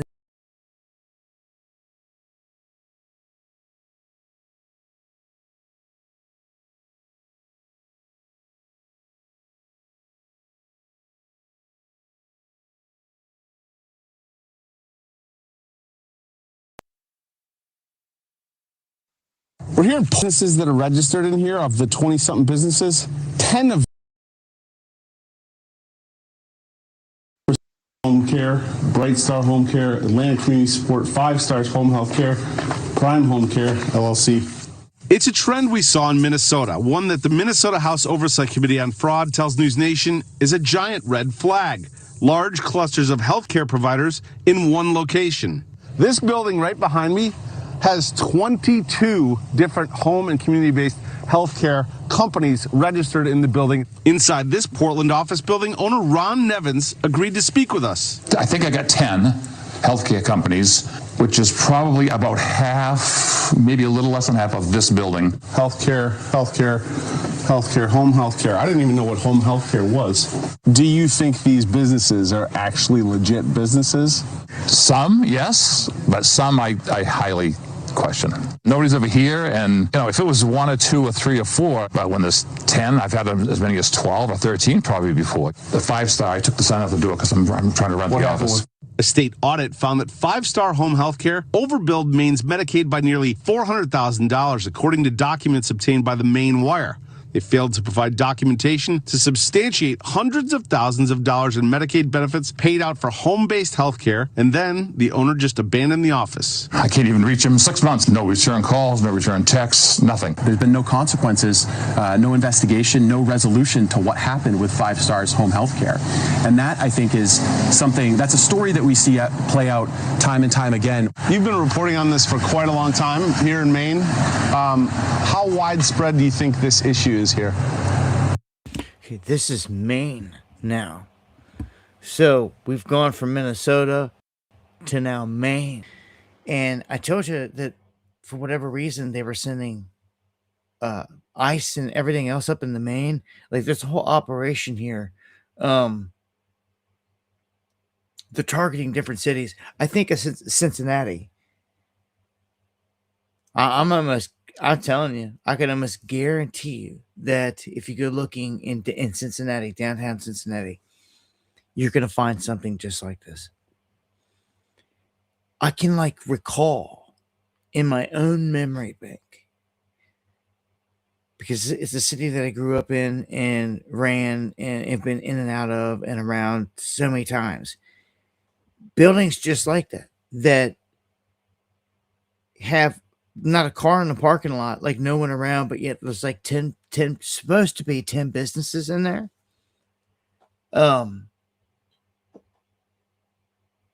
Yeah, I've seen them. I've seen empty ones in Cincinnati that we've questioned.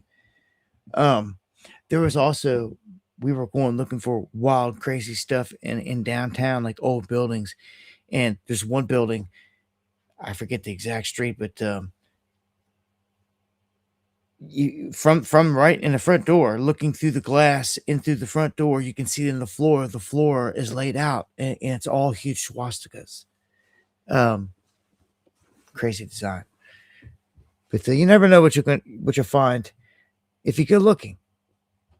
You guys discover something, let me know. Dabu7@yahoo.com. You never know, you could break the next big story. Democrats join Republicans in voting that the Clintons are in contempt of Congress. This is interesting. Of course, anything with the Clintons, are they finally going to go to jail?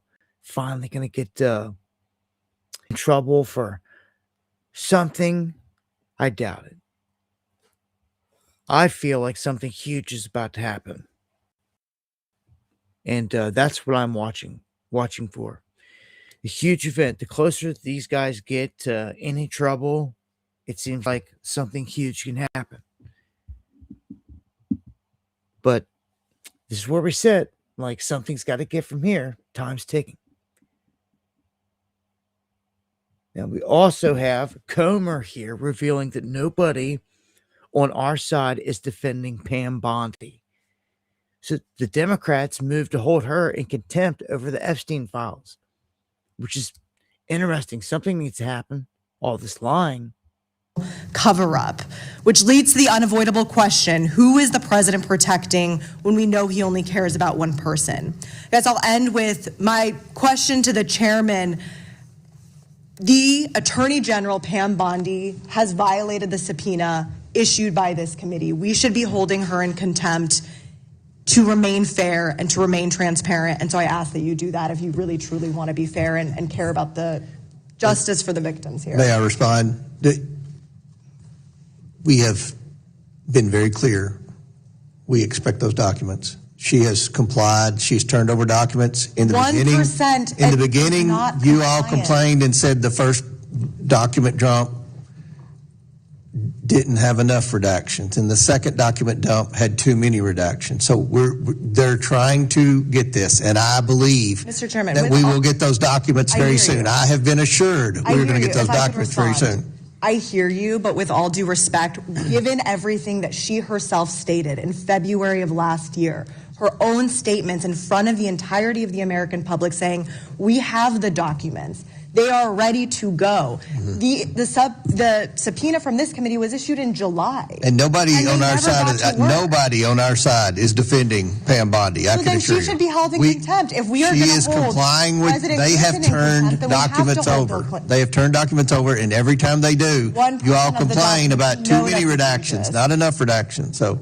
that is unacceptable. It has been 6 months. Your time's expired, and we won't. Well, we'll see where this goes. It's always a back and forth in there. So the House did narrowly reject Venezuela war powers resolution to block Trump from further military action. Okay, so the vote was a 215 tie. Normally, when you see that in the past, Vance always steps up and he seems to be the tiebreaker. But it failed to pass. They say Rhino Reps Don Bacon, Thomas Massey joined the Democrats, however you want to put it, this crap. So basically, they're trying to stop him from doing anything else in Venezuela. So this kind of stalls things out in terms of military action. Okay. So it says it right there. The House of Representatives once again narrowly rejected a Venezuela war powers resolution to block Trump from further military action. So now that they've got some, as it's supposed to be, some sway in this, because he's supposed to approach them before he does any of this. But we've seen all these presidents, they screw Congress and do whatever they want. All the way back to Obama. That's how Ukraine got started, for crying out loud. I'll never forget sitting here and reporting in the evening that they started bombing on Libya. And they just said, screw it. They overshot. Rand Paul said something and they overshot, and they said, the hell with it, they're going. And they didn't care. They didn't even ask Congress, nothing about it. They were like, oh, we have to do it. So a bunch of this, sometimes it's just garbage. This is a positive. This one here. Anytime we leave some of these big organizations, I see this plus, like leaving all this climate crap. And then after 77 years, the U.S. is finally withdrawn from the globalist World Health Organization. So we're no longer under that. Remember, under lockdowns, the Tedros, whatever, that they had at the top was acting like a dictator. It was like whatever he said goes for the whole globe. Under lockdowns. Not anymore. Like, we're not even in it. So, like, what he says, they can shove it. If you remember all that. I do. I don't want it to come back. Just put it that way. So out of the WHO, well, I had to get a refresh there on my screen. It was froze. Glad I did. All right. Half of Germans saying migration is destroying the country. That it's the problem. It's the reason for economic decline. It's the reason free speech is under attack. I agree. And like UK, you should listen up. France, y'all should listen up. Like, all these countries are under attack by the same threat, the same billionaires, George Soros included, we know this, sent these migrants in waves into these countries. I covered it. Year after year, wave after wave, dudes showing up, clean cut, new jackets, cigarettes, all this, all sent to go over and not assimilate. Remember, we even had Pope Francis at the time saying people should open up their homes and let these people in. And yet when everyone got there, even in Italy, like to the Vatican, they're such hypocrites. They didn't take nobody in. They wouldn't let nobody in that Vatican. Yet they wanted all these people to open up the doors to complete strangers and let them in. Like, get out of here. Look what these people are doing: raping, murdering, not assimilating, not respecting people's livelihoods or religions or anything. Behaving like animals. I don't know, man. I just know, like, in my day coming up, I couldn't imagine. And I know a lot of different people, but like getting infiltrated by like certain peoples, man, that like just don't respect and that are brought there like on a tip of hostility. I mean, it's like war. These are the troops. It's like silent war. It's like non-declared. Really is what it is. These guys are showing up knowing it. They know someone has paid their ticket for all this to get them in there, and that they got their back, and like they've been told you can even cause whatever chaos, and like the law there will have your back. So these guys feel like Superman showing up. Like, oh yeah, like this place is ours then. Do you see? Do you see now?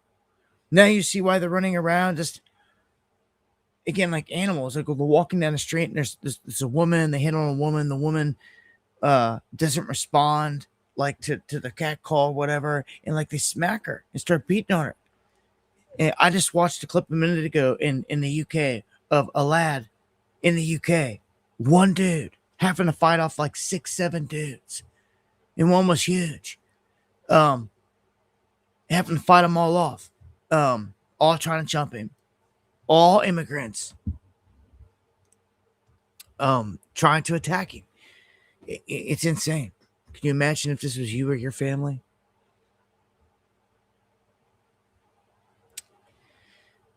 So let's jump into some World War stuff here real quick and get some updates on what's happening on these war fronts. It seems, for whatever reason, Macron in France, they want war. They want to go to war with Russia. It's like nonstop, and they just snatched up one of their tankers. So now that we're leaving NATO, like it seems that way, like we're breaking away, and like even chalking up a bit of a beef here with like France and others, especially over Greenland. They're on their own. Yeah, that's all I could say. They go on here, like right here, failing UK Prime Minister Starmer. He accuses Trump of diminishing the role of Britain and all this other crap. And I'm only going to play this front piece, but I want you to hear, like, he's walked into agreeing. The guy behind the camera is basically telling him everything. Like, watch. We've heard from some of your ministers, from opposition party leaders, very angry. Okay. We've heard from some of your ministers, from opposition party leaders, very angry at the comments by President Trump about Afghanistan, Al Khan's, for example, who served in Afghanistan. What is your response to So he sets the stage there. All these people are pissed off at Trump and all this. He's shaking his head like, yeah. So you already see where they're going with this. Is the dude behind the camera sets the tone here for, bashing Trump, and all the UK leadership is in the same boat. The UK, France, Germany, they're all against Trump in the US, like full scale, more so than what even Russia is. It's nuts. If we were to break away from NATO and like completely detach from Ukraine, they've already said, Trump said he's going to strike huge deals up with Russia, which is crazy. As I said before, and as World War II proved, there's no bigger block on the planet combination than Russia and the United States. When they stand back to back, neck to neck, as is proven at the end of World War II, no one can beat us. Everyone can flex, but when these two, even though they always seem like they're at odds, if they come out of nowhere to become partners, buddies, no one can touch us. All red, white, and blue, both countries, majority Christian countries. No one could. It would be pulling the rug on China and other people for sure, but it would have to be done. That would really be the only way you could ever defeat it. You can't beat that. I don't see how the U.S. could ever defeat this block over here at this point of India, China, and Russia, and all these cats, man. Iran. And when are they going to do something? Venezuela just got picked off, one of their buddies. It's like, if that's your ally, then show it. What's that show the rest of your buddies, the rest of your allies? What's the sense of being allies with China or Russia if they're not going to come to have your back? Whatever. Which they have not thus far in the terms of Venezuela. Not much they could do, though, because of how the U.S. operated. But I'm going to show you here in a minute. The Chinese are making a move. Okay. Before I get off Ukraine, let me finish off by saying that Putin is not budging in terms of all the land that they've got. Everything that they took over in Ukraine, they're not budging on. There's no talk of giving it back. They're all the way up to the doorstep of Kiev. Got Kiev in the dark. Got them on the run. And really, Zelensky hiding. If they know exactly where he's at, they're going to decapitation strike him. Guarantee it. They've got more than half the country. So, Russia in full control there. Now, Trump saying there's a massive armada heading toward Iran. This is big. Now, he's kind of nonchalant with these statements sometimes, like, maybe we will, maybe we won't. But it's all the guys out there in generals are saying garbage. Like, when you position like this, they are getting ready to strike. Moves are being made. Airspace has been cleared in Israel and all these other places tonight. I told you, after hours, after market hours, anything can happen over the weekend. Stand with Iran. The U.S. has got sizable military assets. You know, we have a lot of ships going that direction, just in case. We have a big flotilla going in that direction, and we'll see what happens. We have a big force going toward Iran. I'd rather not see anything happen, but we're watching them very closely. I stopped 837 hangings on Thursday. They would have been dead. Every one of them would have been hung. This is like from 1,000 years ago. This is an ancient culture. Very smart. And he keeps saying that. He keeps reciting that. Like, he's going to have to come up with a new excuse. I would not doubt it if, over the weekend or here at any point, something fires back up. Okay? For sure, they're trying to sell a war. Here, they ain't fooling us none, but they're trying to sell the American people. But the problem here is, I don't even know if they've got to sell the American people anything. They're so dumbed down and docile. They're just sitting there. There's no protest. There's no objection to nothing. He could do anything and everything he wants at this point, and no one says anything. What gives? So I'm telling you now, I told you a week ago, a tweet went out. Our U.S. military telegraphed a huge move. They said 168 hours. Sat there, divided it quickly by 24, and it gave me 7. And I tweeted out, dude, you got 7 days.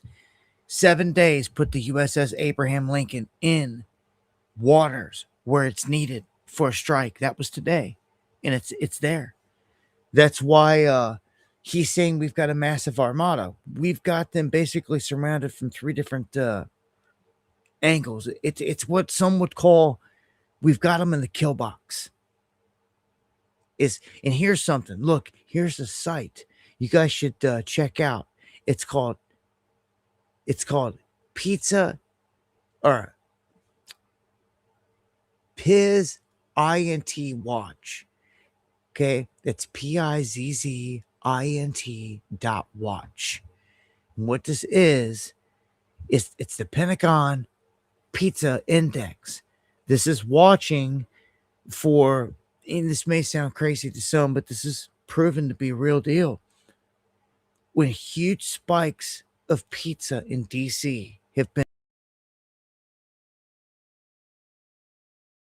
that it's shown in the past a pattern that all of the people are gathering to conduct a strike. Like huge things are happening. So when you see a huge spike, like right here with District Pizza Palace, a 213% spike right there, like that's the stuff they're watching for. And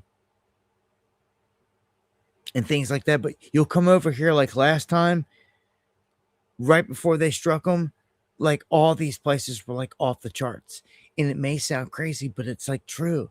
And like some of these things in life, they can't hide. I suppose if they wanted to go out of the way here and censor everything, this is a giveaway though. This is just like YouTube took away the thumbs down. Why'd they take away the thumbs down? Because as soon as Biden and all them got in there and people were not liking what they were seeing, they were showing it in mass. Their voice was being shown in mass through the thumbs down. Insane amounts, tens of thousands. People voicing their opinion. Truly, you were seeing it, and they couldn't have that. So they stopped it. Yep. You see, they can't hide everything unless they hide it, literally. And they did just that. It's no longer there. Look at your screen. There's no longer a thumbs down. The trolls even used to use that as a weapon on me and other truther channels all the time. As soon as I start the stream, they'd have 30 thumbs down hung on the stream all the time, giving. So they took that tool away from the trolls. But the freedom of it, of everyone being able to speak through it, to show, hey, we disagree. They took that. They neutered it. They sure did. Okay. That's the example though I'm trying to show you, is the thumbs down. The people found a loophole. They found a way to express themselves, and they showed it in mass, tens of thousands. Of thumbs downs on these videos going out, and it was the truth. It showed the truth, the silent truth. This is the same way. They can't, when this is public data and people can pull how many pizzas and all this activity of what's going down at all these places, and they can't really hide it. Again, it's one of the things that stand out until they hide it, until they're like, look, we've had enough of this. Everybody knew we were going to strike them because they knew we were buying pizza. Like, well, as stupid as it sounds, it's proven right time and time again. So, right now, we're just watching. But, yeah, if you see me tweet something out and there's like 3 or more of these places that are hot, right now it's Iran. I'm not really, like, Cuba is one I've got on radar. They just voted against the war powers on Venezuela. I don't see chalking up fresh beef with military on Colombia or anyone at the moment. Greenland, he walked that back. Right now, this is about Iran. While they're in the area, maybe they knock something out in Syria or here or there, but some Somaliland crap, whatever. But this is all about Iran. So Iran, they vow a prolonged all-out war if they get attacked. So get ready. I told you there's going to be blowback. Trump says he will wipe Iran off the face of the earth if they ever try to assassinate him. I put out an image. It had a woman holding a sign up. It said, which heals faster, Erica Kirk's heart or Donald Trump's ear? Oh, that's money. Money meme. right there. It's those things that scream the truth. Like, but it's all fraudulent, man. Like it exposes the fraud in both scenarios with just a quick meme. Love it. That's the beauty of memes for those that overlook it. Just, as I just told you, one little image can just flat out just say it for what it is. Um so dude, I think something huge is gonna happen with Iran.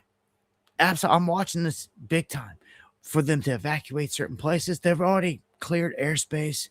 I'm waiting for the base in Baghdad to clear. That's another one that was listed over there in Poly Market. I was like, oh yeah, well that's gonna happen.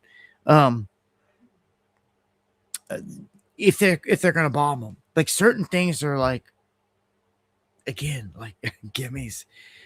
If they're gonna drop bombs, and they're gonna drop bombs, he's not out here. You don't move your whole military into this position. This is kind of scary though, because you can just feel that, like, man, we're gonna catch blowback. Iran was not afraid this last time to fire back. Even though we hit their nuclear stuff, they fired back. And Israel took the brunt of it.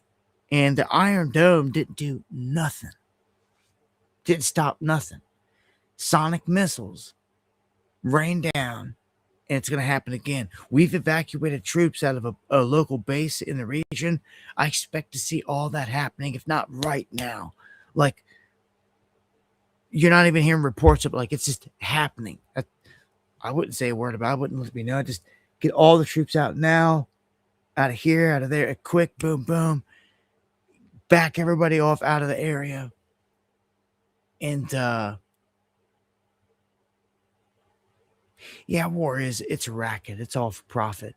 And that's the game that's been played here the whole time. Is the US is on one side, Russia's on the other. They're both major producers of weapons. Everybody buys them off those two. And it's one or the other. You go with US system space or Russian system space, primarily out there. That's what it all boils down to. And again, when that curtain drops and they connect like Voltron, and like they're a team, that's kind of over. At the end of World War II, we were buddies for a split second. It was parades. Our presidents were hanging out. Everything was kumbaya. There was a meeting that was held. They came out of that meeting. They went their separate ways. And boy, it's like the plan was from there, we got to be enemies from here. It's not going to work. Like the plan is like, we're tight on the back end always, but on the world stage, we act like we hate each other. Therefore, we can sell weapons to everybody. Like, you can sell them to all your allies. I can sell them to all my allies. We both profit largely. And it's a racket. I mean, it's how it works. It's like, we've got to figure it out. We've got to figure it out. That doesn't stop the fact that they're slaughtering people every day. Look at Ukraine. They're kidnapping young men every day to send them out into a battlefield where Russia can blow them away with a drone. It's disgusting. It's disgusting. I'm ready for it to be over. I never show that, obviously, because it's graphic. But as I tell you, I always watch it on a daily. I follow some guys, you can't even retweet them. Like, all you can do is just see what they've posted. And I sit there and I gotta watch what they're doing. I gotta watch their tactics. And I'm telling you, they're dangerous. They're deadly, dangerously good. People are not ready. The only way that the people in this country are going to survive drones when they're turned into weapons full scale is put netting up on your major roads and stuff like that. Literally. A netting system. I showed it before. They've got it in areas of Ukraine and in other areas, because you can't even drive down the road or the area without getting hit with a drone, and you're dismantled. You have got to use something to stop it. The Russian tanks set up these it's almost like a skirting that sticks up off of the tanks now. It's like a fabricating netting. They stick on all four corners a piece of pipe way up in the air, and they'll drape like a piece of netting or something over it. That way, the drone hits the netting before it actually hits the vehicle and does damage. Americans are not ready for drone warfare. They're not ready for much. Drone warfare, they're just going to get picked off left and right, man. All I can ever think about is how when they do these attacks, they sit back and watch it from their war room. Trump's done it. When they killed Soleimani, he sits there in his pajamas and they watch him murdering people in HD live around the world. Obama and them did it. They watched it live when they killed Gaddafi. You don't think that when the lights go out here and they're drone striking domestic extremists, they're not watching all this in real time live like it's Hunger Games?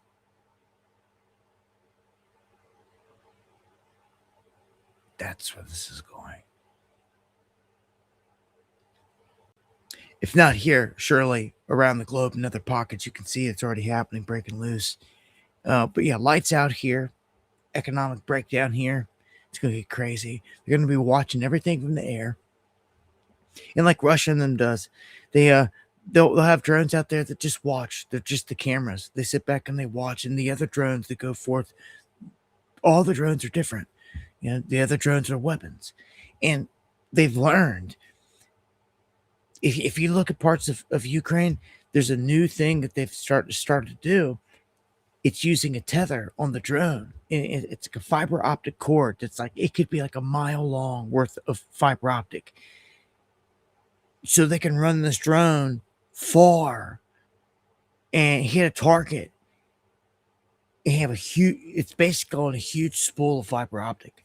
But what's crazy, as soon as the drone hits its target and blows up, that fiber optic is left laying draped over the entire landscape. So when you go look at Ukraine right now on the battlefield, there's large areas that look nuts. It almost looks like a spider web or something because there's so many fiber optic cables draped all over the place. And you're like, what the hell's going on here? And it's because of the drones.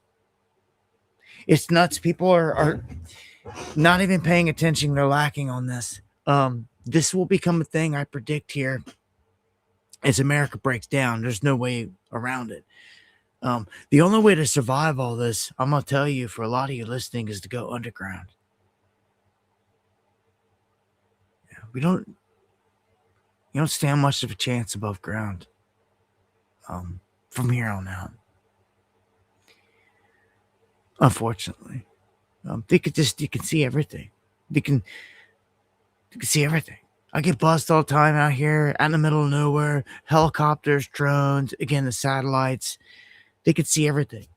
They can use your Wi-Fi in your house, and they can tell everyone and everything that's in it. How many fish you got in the fish tank, what your heartbeat is, and all this, all through your Wi-Fi. So, dude, everybody's smoked. Like, they can see anything and everything at this point. You have to go off grid, literally off technology. New term, off tech. You got to go off tech. It's just off grid. You got to go off tech, like completely, because any technology they can track and trace. And as Israel has shown, they could turn into a weapon and even blow up. It could be deep within your compound, within your base, and this and that. And somebody comes in with a cell phone, and they could detonate it, or anything like that, or just track and trace it. There's going to be rules to the game, man. Think about it, man. If you were responsible for a whole underground life that you all worked hard to secure and to make sure people are safe, like, you got to keep it safe. It's going to get dangerous out here. I just don't see how anyone above ground expects to stay above ground living past 2030, especially with the beast system implemented, these things flying around, everything flying around everywhere. How you going to hide from that? There's nowhere to run, nowhere to hide. The only place I know History repeats itself underground. The ancients went there for a reason. You have to ask yourself, what were they running from? Something similar. Obviously, they were being tracked from the air or on the ground. The Hopi didn't hide it. And a lot of others, they didn't hide it. They said, they went underground. Anyhow, I don't think a lot of people are going to have that option. A lot of people are in the city. A lot of people are going to have to deal with what they've got. This is why I said you need to know your surroundings. Are you going to come across money and be able to build a underground bunker and all this other stuff? Like, I hope so. But most people out there, the reality is they're not. So the best example I can give you is like in Cincinnati, there's an underground old tunnel system that was like used for the train and all this other stuff that it's like not in use. And it's all underground. And like it's blocked off. Not many people know about it. And it's a type of area that's large enough and underground and secure enough that a lot of people could stay. And when we were younger and kids, we did a lot of exploring and a lot of around. To know that was there was always a trip because it's massive. And it's not the only city that's got one. And I guess they built it to make, to add on to a huge train system that never was. That they just never utilized like or whatever. But other cities have the same thing. Remember in Los Angeles, when they started digging there, they found an ancient underground system as well. There's all types, man. All I'm saying is if you can find something that's something like underground, it's already built, that's your best bet. Who's got the time and money? Maybe somebody's already done the work for you, is all I'm saying. For real. It could be a mine. It could be an old anything somewhere. Like maybe somebody already started the work for you. That's where you need to be looking. Underground, though, man. Where it's going to be at. Trump's made it clear, even in his image that he's put out, the whole North American technate thing is like real. They want everything from Venezuela to Greenland and everything in between. And with Canada trying to pop off at the mouth, it gets kind of interesting. If you don't know, what he said is he's got a deal here on Greenland, basically. It gives U.S. sovereignty over small pockets of Greenland for military bases. This is pretty much exactly what I told you they were going to do. He's praising it and all this stuff, saying that like they don't have to pay for nothing, they don't have to do nothing, like they've got this forever. And it's basically to secure it, so they can't say much. His take is like, it's got to be secured. You guys can't do it. We got to come in and do it. You got China and Russia all creeping all over the place. So again, whether that's a ruse or not, it works as a good tactic, though. The boss hog all these other countries don't it.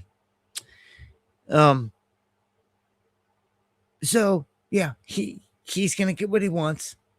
We can set up bases wherever we want in these small pockets, and then we also get to extract some minerals like for strategic purposes and all that. So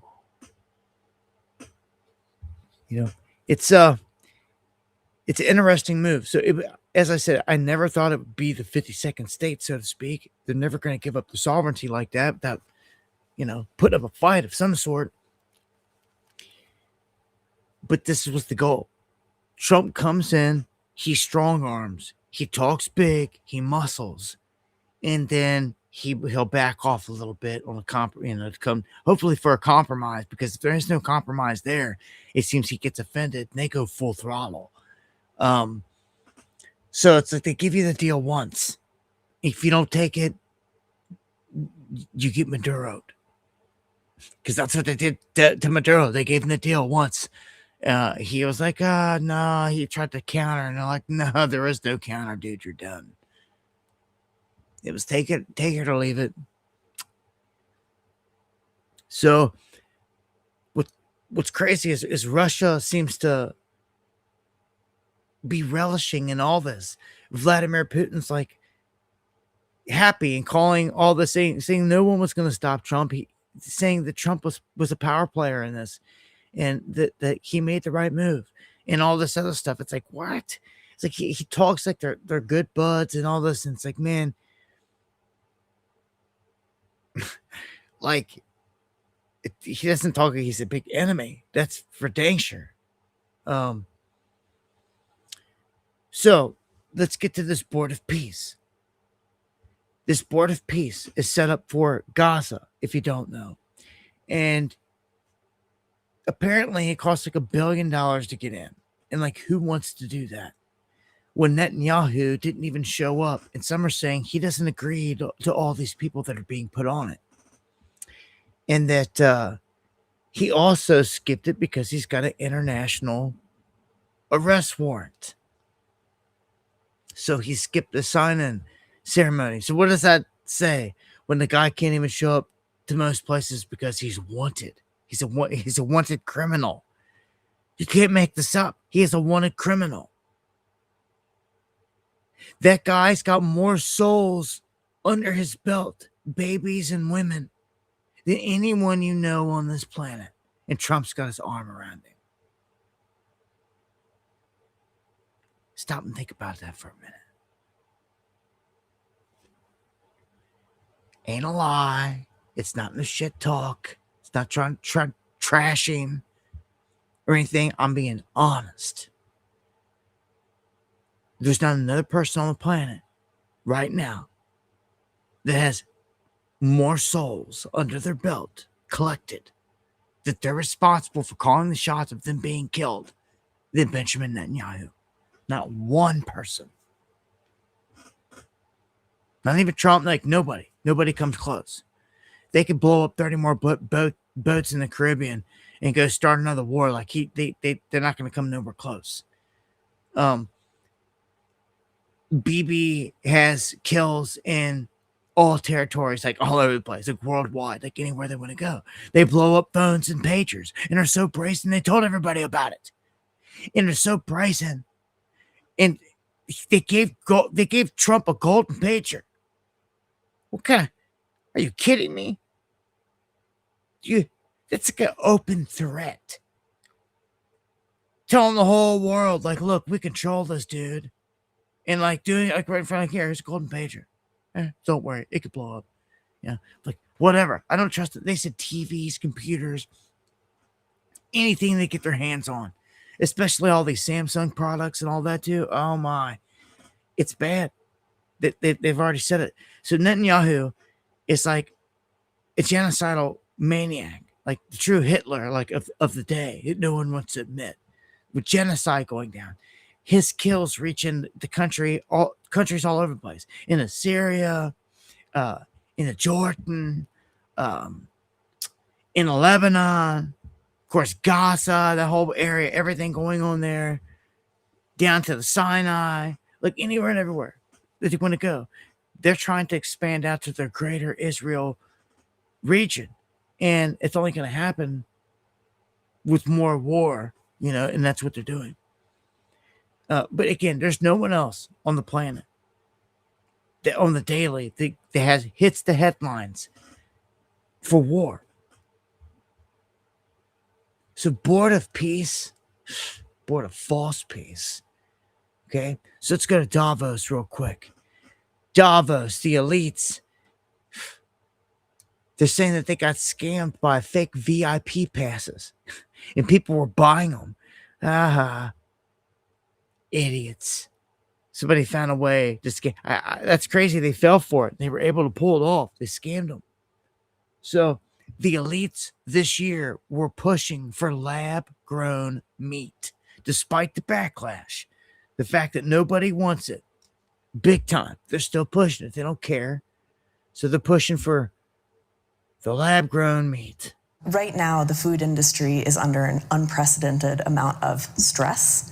There are increasing and ever-evolving consumer expectations in terms of the foods that they're purchasing and prioritizing.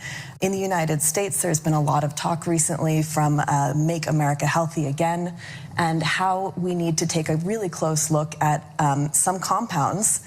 Okay, so I'm not playing a lot, but that's just a look at how they sit there and they talk their crap. Here in these little circles at the World Economic Forum, like whatever they say goes, and I can't stand it. In all reality, if people were even part awake and they were like, "Dude, we're sick of this. We need to arrest the criminals." Well, guess what? The criminals do half of the hard work for you. They show up at certain places throughout the year en masse and gather together in certain locations like Davos.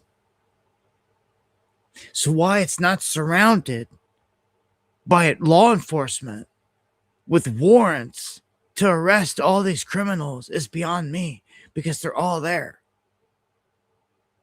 And it's all right there for the taking, but no one's got the kahunas to ever do it, because it ain't a real righteous world. It's set up, ran by demons, and they do what they want, apparently.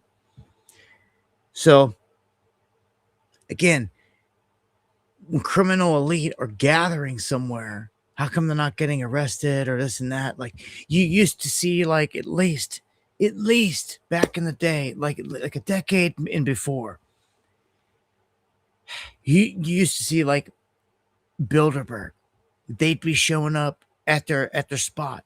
You'd see guys filming, and you'd see them yelling at the guys pulling up in the cars and like shouting them down and like cussing them and all this other stuff, putting a little bit of pressure on them, something, applying some kind of pressure, trying to catch them walking in and out, getting as close as they can, doing all this. Like, you don't really see that no more at all. I seen James O'Keefe dressed up in a blonde wig, and it was pathetic. Like, what are you really doing, dude? Like, I feel like he was just up there for clicks or something. Like, he wasn't breaking nothing really big. And he was making a mockery out of it, really. Do something like truly, like you do what you do. Like, how come you didn't like get in there and like rent out like a slew of rooms the week before and find some, way to get your cameras in there, or listening devices into like the meeting rooms, like the one you're seeing on the screen specifically. Well, security comes in and sweeps for all that stuff, but like, they're filming a lot of this stuff and putting it out, but the other meetings are held behind closed doors, and they're like invitation only. So his blonde wig wasn't going to get him in there. I was kind of like just kind of like laughing at that. Like, here's a big one as we're winding this down here. We have at Davos clips of Elon Musk speaking with Larry Fink. Now, this thing here is like what they've got on here is the whole skit, 46 minutes long. Okay, let me start. Dang, 2 minutes. All right, here we go. I'll play the very beginning piece. The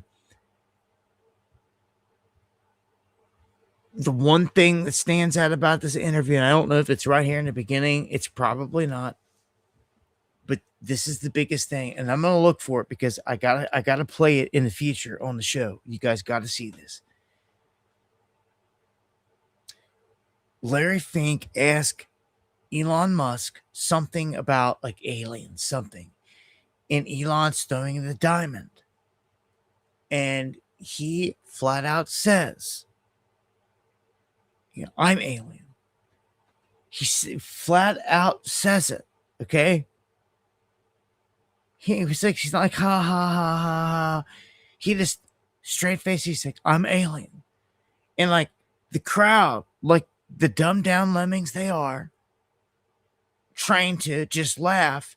And he's like, look, they don't believe me. He just flat out, he looks at Larry and he's like, they don't believe me. So he's like, screw it. You could see he flips the switch. I could see it.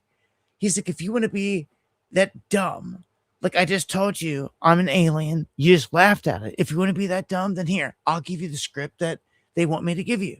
And that is that there is no aliens. And that like I run SpaceX and have satellites all over the place. And if anyone would see an alien, I would see an alien. We've never seen a UFO once, is what he says. So he feeds you the BS card. He gives you the absolute truth that he is not human. And the people snickered and laughed about it. It reminds me of when Trump came out and he announced Space Force. People were like, oh, Space Force, oh. It's like, what are you laughing at, you jackasses? Is that all you know how to do? Make fun of them and laugh at stuff? And then all of a sudden, those laughs got quieter and quieter and quieter. And they fell back into the seat and melted when they realized, oh, it's real.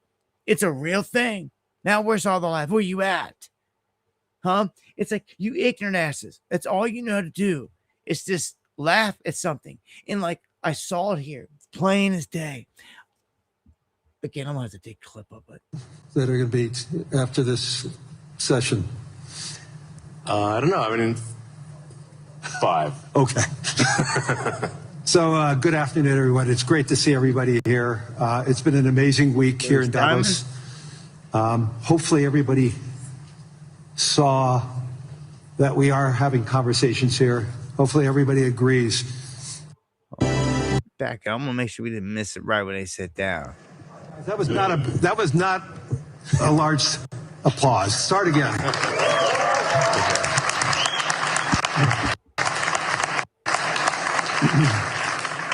That's better. Thank you. Yeah, we're gonna make this interesting. How many quotes are you going to want that are going to be after this session? I don't know. I mean, 5. Okay. So good afternoon, everyone. It's great to see everybody here. It's been an amazing week here in Davos. Hopefully everybody saw that we are having conversations here. Hopefully everybody agrees. There are some conversations that we may disagree. There's many conversations that we may have agreed, but through those conversations, and I think today's result with a peace agreement earlier today, the World Economic Forum is here to have those conversations, to have understandings, and also resolution. So it's an important component of who we and what we are, and I'm thrilled to have Elon Musk here. He came all the way from California to be here to see all of you. So thank you, Elon. You're most welcome.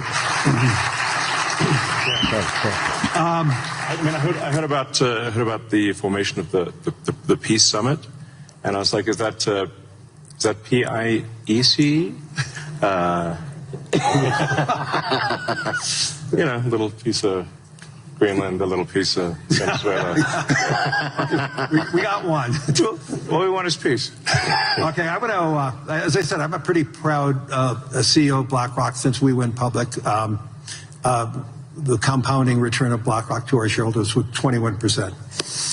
Since Elon took Tesla public, his compounded return is 43%.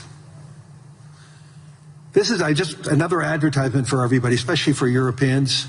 This is why more citizens should be investing with growth, investing with their countries.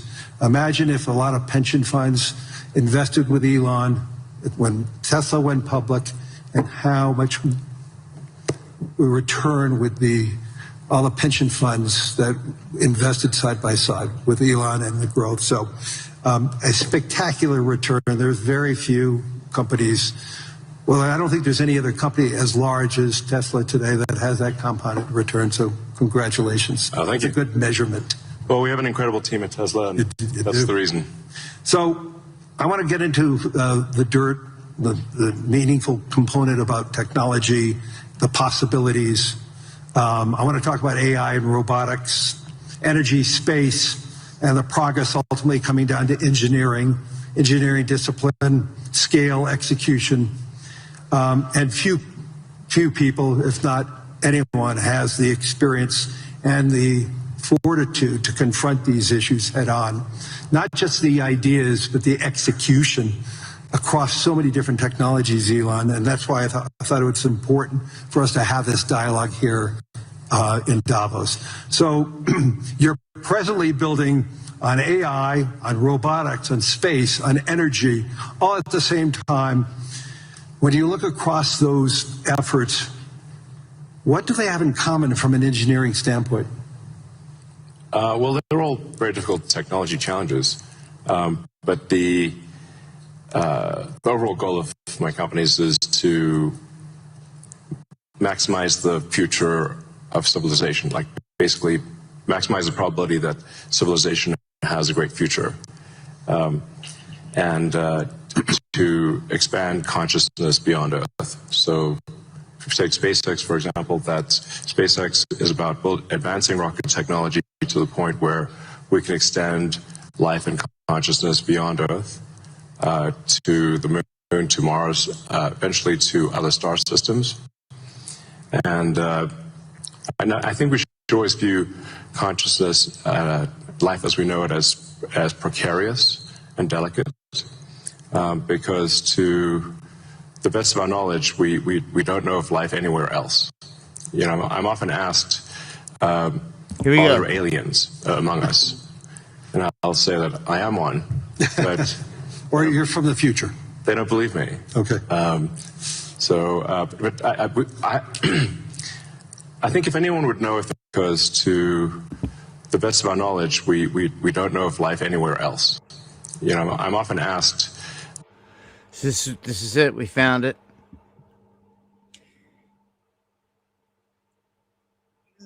Look how he's throwing his diamond. He's always throwing his. I would love to see his full shirt. This guy's not afraid to put on the Baphomet on full display. It's seriously right in front of you. He's wore the whole costume.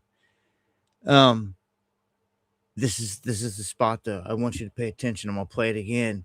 He clearly says I'm an alien, and he can't never say that he never said it and that he's never done it. He says it so quick, and then he again, the crowd's laughs it off. He just quickly, it's like they don't believe me, and then so he instantly, if they would have been locked onto him consciously when he said that, and he would have felt it and seen it, it would have been a total different thing that would have happened. But they're not that mentally, consciously responsive. Again, they do what they're trained to do. They're laughing. They laugh in response, which is stupid. And he instantly picked up on that. He knew as soon as he heard the laughs crack off that there's the same old dumbed down response, and he even got it at the World Economic Forum. And the second he heard it, he just instantly knew, all right, then you're obviously not ready. This is why you're lied to. This is why you're fed a script, because you're so stupid. This is what he's thinking in the back of his head. His wheels are turning. So he immediately just goes to the script, the feet line, the go-to, that, there is no life out there. If anyone would know, he would know, and all this crap. But he just told you that he is an alien. Okay? That's the key. They have to tell you the truth. So he did it. You understand? Are there aliens among us? And I'll say that I am one, but... Or you're from the future. They don't believe me. Okay. Look at that. He said so adamant. They don't believe me. Like, I watched body language. I watched the whole thing. It happened so quickly. You've got to watch him. Watch his body language, his gesture, every single thing when he says it. He says, I am one. And he's like, but they don't believe me. Like, he's really kind of bothered by it. Like, So it's just like I can just see it. I can tell consciously that, like, if they want to be that dumbed down, then you're going to get fed the script.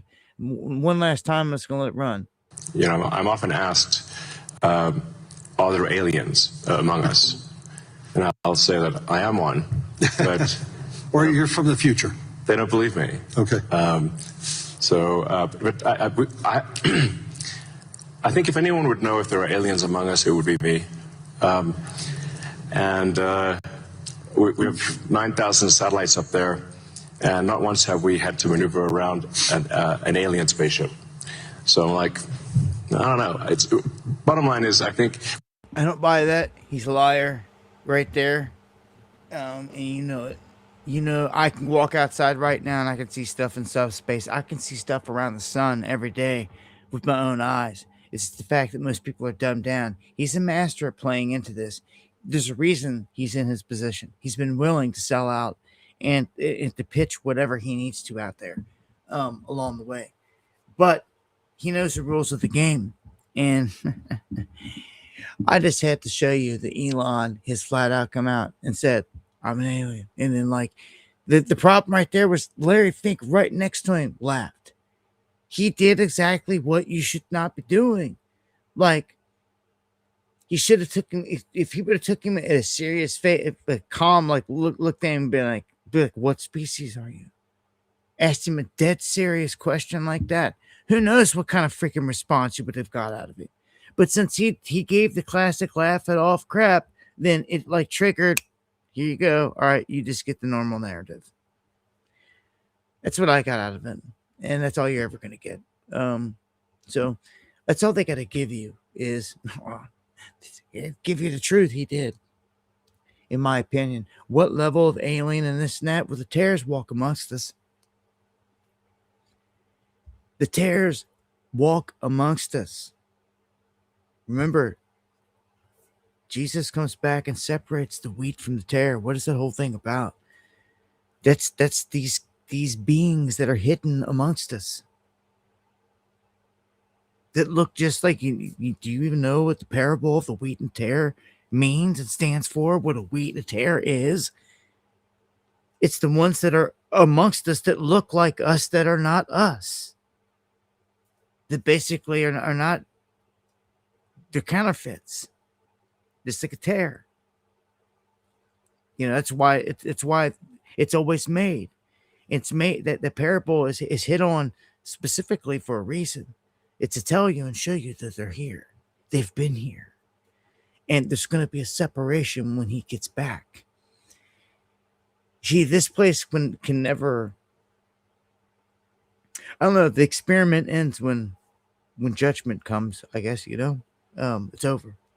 So I'm ready for this temple to get built. Got all this action, World War III potential and all this stuff going on. And talk about this third temple and they're about to get it going. Like, all right, let's just get this thing cracking. I'll leave you guys on this. Got two last things to touch on here. Cuba. They're aiming to take out Cuba by the end of the year. Get ready. 90 miles right there off the coast of Florida. Cuba. I'm telling you, I got a bad feeling. Remember, go back to the Cuban Missile Crisis and all this other stuff, man. There's going to be something happen here. Something big is going to happen with Cuba. I'm surprised not too surprised they went to Venezuela first, but they cut off Cuba's lifeline is what they did in snatching up Maduro, and they're going to go after him. So by the year end, sometime this year, midsummer or something, expect some news on Cuba. And I told you last time about the reports of this mysterious UFO-shaped triangular aircraft over Area 51. And it here is the shot right here. You never know what you're going to see out there. The aircraft that passed overhead this time appeared to be closer to an equilateral triangle shape with a flatter trailing edge.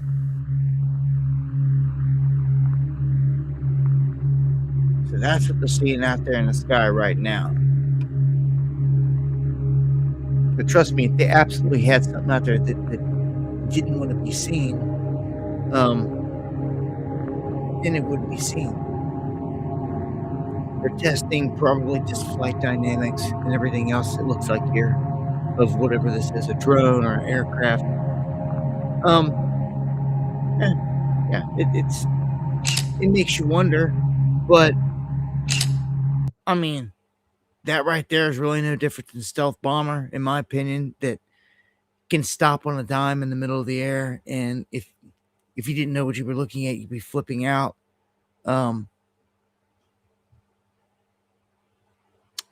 Yeah, they've got some badass stuff out there. Can't wait till we revisit Area 51. Got several people talk about another run out west. Yeah, man. Love to. Probably next year if this country hasn't, fallen apart and gone to crap. We've got to worry about that. Look, man, we've got crazy weather about to bear down. And if you missed the update earlier in the stream, please make sure that you're staying up to date with what's going on with the weather in your neck of the woods. Dangerous, life-threatening, super dangerous weather setting in. I myself, I've been spending days, doing everything I got to do to get ready for this myself, just to get ready in case stuck for days. You still got a little bit of a window, but good luck. Some places are going to be sold out and stuff. Listen, man, listen. There's nothing worse than waiting to last minute to go and get supplies and get something and not being able to get it. Okay? Now, with that said, I just told you I've been spending days ever since we heard that this was going to break. Like we have a plan. When we're out, we'll do this, we'll do that, we'll do this, we'll do that. Even picked up an extra battery for a vehicle today just to make sure. All kinds of preparedness to the best I could, right? Well, we checked the gas cans. And I was like, all right, we're going to fill up the gas cans, obviously, in case at some point we need to run a generator, anything like that, when we need fuel as a backup. So I pull up to the gas pump and I hop out.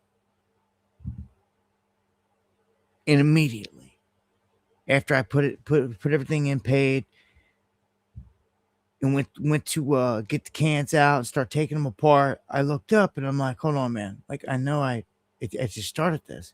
And I looked and I'm like, it's barely freaking moving. And like, I'm on 89, like mid-grade, middle. And I'm like, dude, like, hold on a second. I get pissed off. So I walked in there. I told her, I'm like, I'm gonna need to redo all this because this pump's like not working right. And I walk out there, I cancel that one out, and by the time I do, a guy's on the other side of the pump. He pops his head over. He's like, man, I've been over here for like 5-10 minutes. Somebody goes, man, I'm only at $6. I'm like, what? Are you kidding me? He's like, he looked around. He's like, he counted all the pumps. He goes, every single pump's got somebody in them. I was like, man, I'm gonna try the high grade 93 then, because it's got to be in a different system.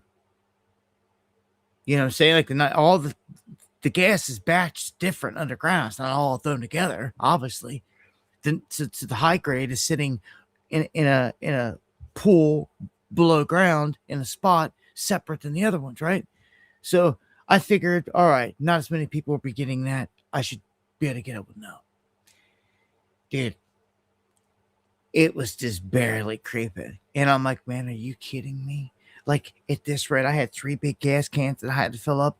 I'm like, dude, I could sit here for the next hour and a half. Hour and a half. And I would not get it filled. I was pissed. Everybody was pissed, like looking around. It's like, you know what, dude? I packed the stuff up. I was like, I'm going down the road and I'm gonna try a different gas station. I rolled down the road. I came across another BP, and luckily, when I hopped out there, it was normal. And I was like, you know what, though? I was like, if everybody, like, who knows? Like, by right now, BP could be in that mode where they're down to like nothing or whatever. Like, all I'm saying is, like, it was a rude awakening. Like, the look on everyone's faces around was like crazy, like wildness. Like what the? I'm like, oh yeah, like it's crunch time. So, look, man, good luck. I'm gonna be dropping videos and updates the best I can. Probably drop an update on the crazy weather from where I'm at sometime over the weekend, maybe on Sunday.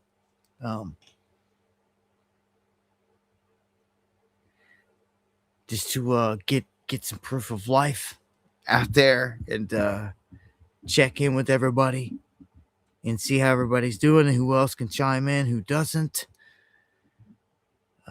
Sometimes it's kind of ominous. Put out in an event like that. If I put out a video and like everyone else is in the dark, it's gonna be kind of weird. It's gonna be kind of crazy. I hope people are not in the dark, but it's an inevitable. Some are gonna be. Again, huge ice storm coming through. It's the big thing. I'm not so much worried about the snow and stuff like that as I am the ice. The ice is the big thing. If you've got ice scheduled for your neck of the woods, have a plan. And I pray to the Most High that rain melts a bunch of this and it's not as bad as projected. Right? So, if you need me for anything, dabu7@yahoo.com is the email. Follow me on X. As I always say, if the Lord doesn't return in the coming days, I'll see you here next time for some Underground World News Live. I want to thank everyone that joins and hangs out, everyone that shares the stream, everyone that super chats, everyone that sends a PayPal or buys a coffee. It's appreciated more than you know. All the support, all the prayers. Much love. God bless.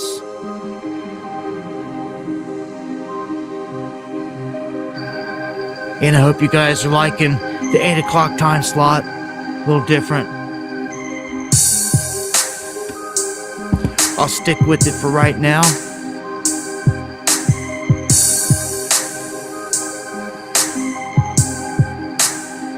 Be the change you seek.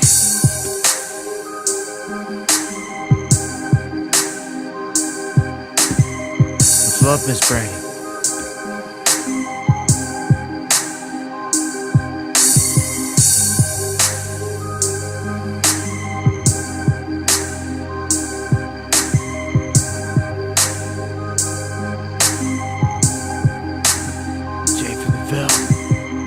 John Boy, Tiffany, Evans, Q City, St. Patrick, Big, EC, Steel, Ava.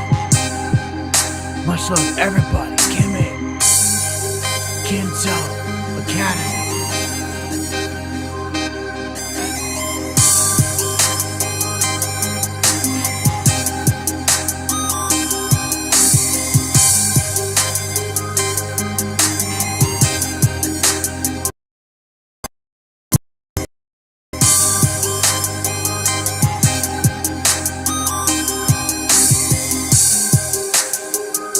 Of course, much love to the legendary Eon.